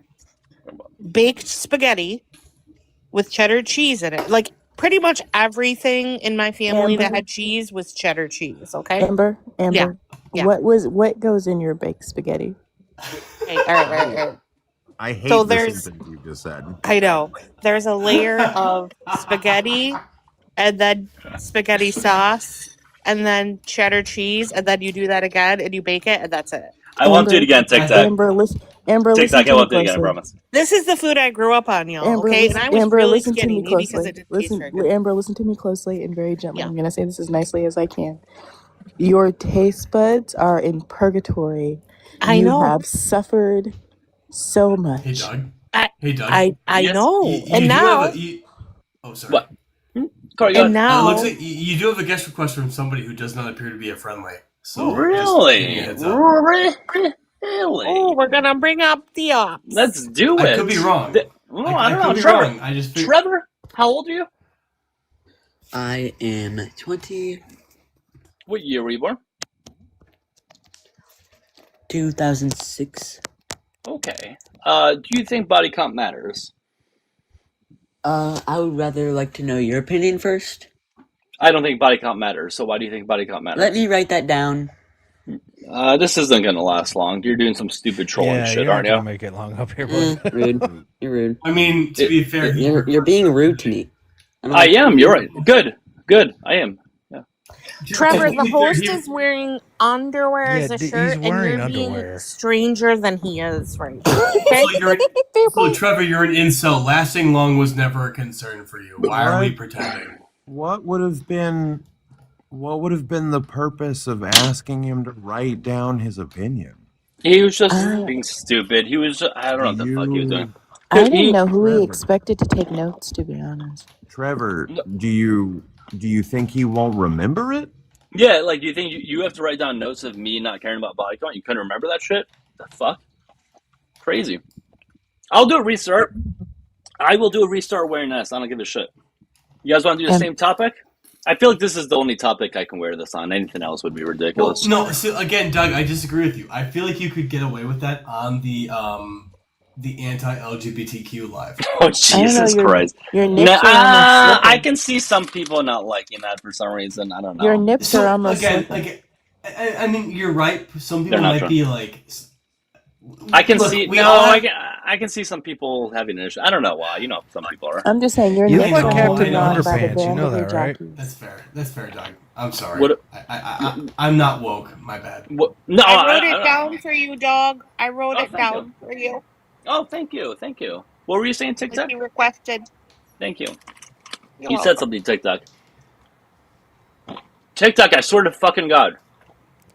I said you look like Captain Underpants. Well, you remember that from the? Yeah, of course, Yeah. of course.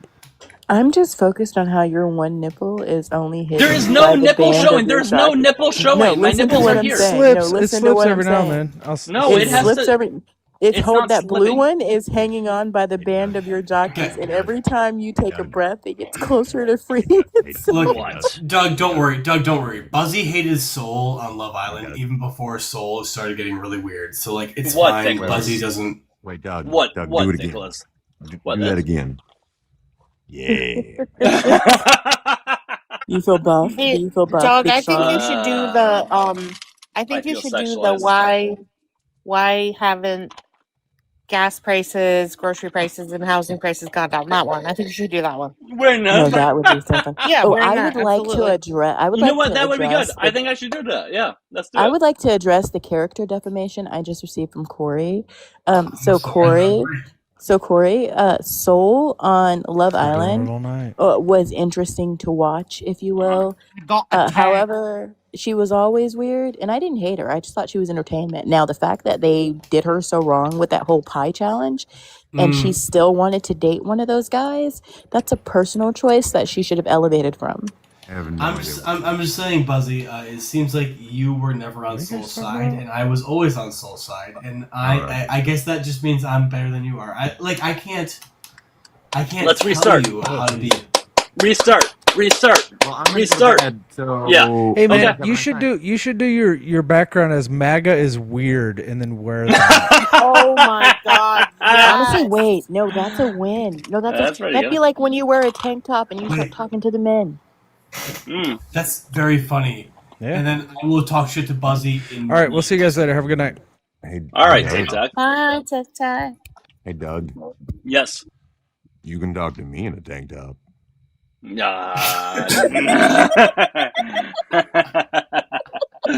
All right, I'm gonna restart. We're gonna do the gas and grocery prices one. That's what we're doing. I will see you guys all in about a minute. Make sure you give me a follow if you don't already follow me. You guys are welcome to come back. All right. Oh Jesus Christ, this is gonna be a lot right here.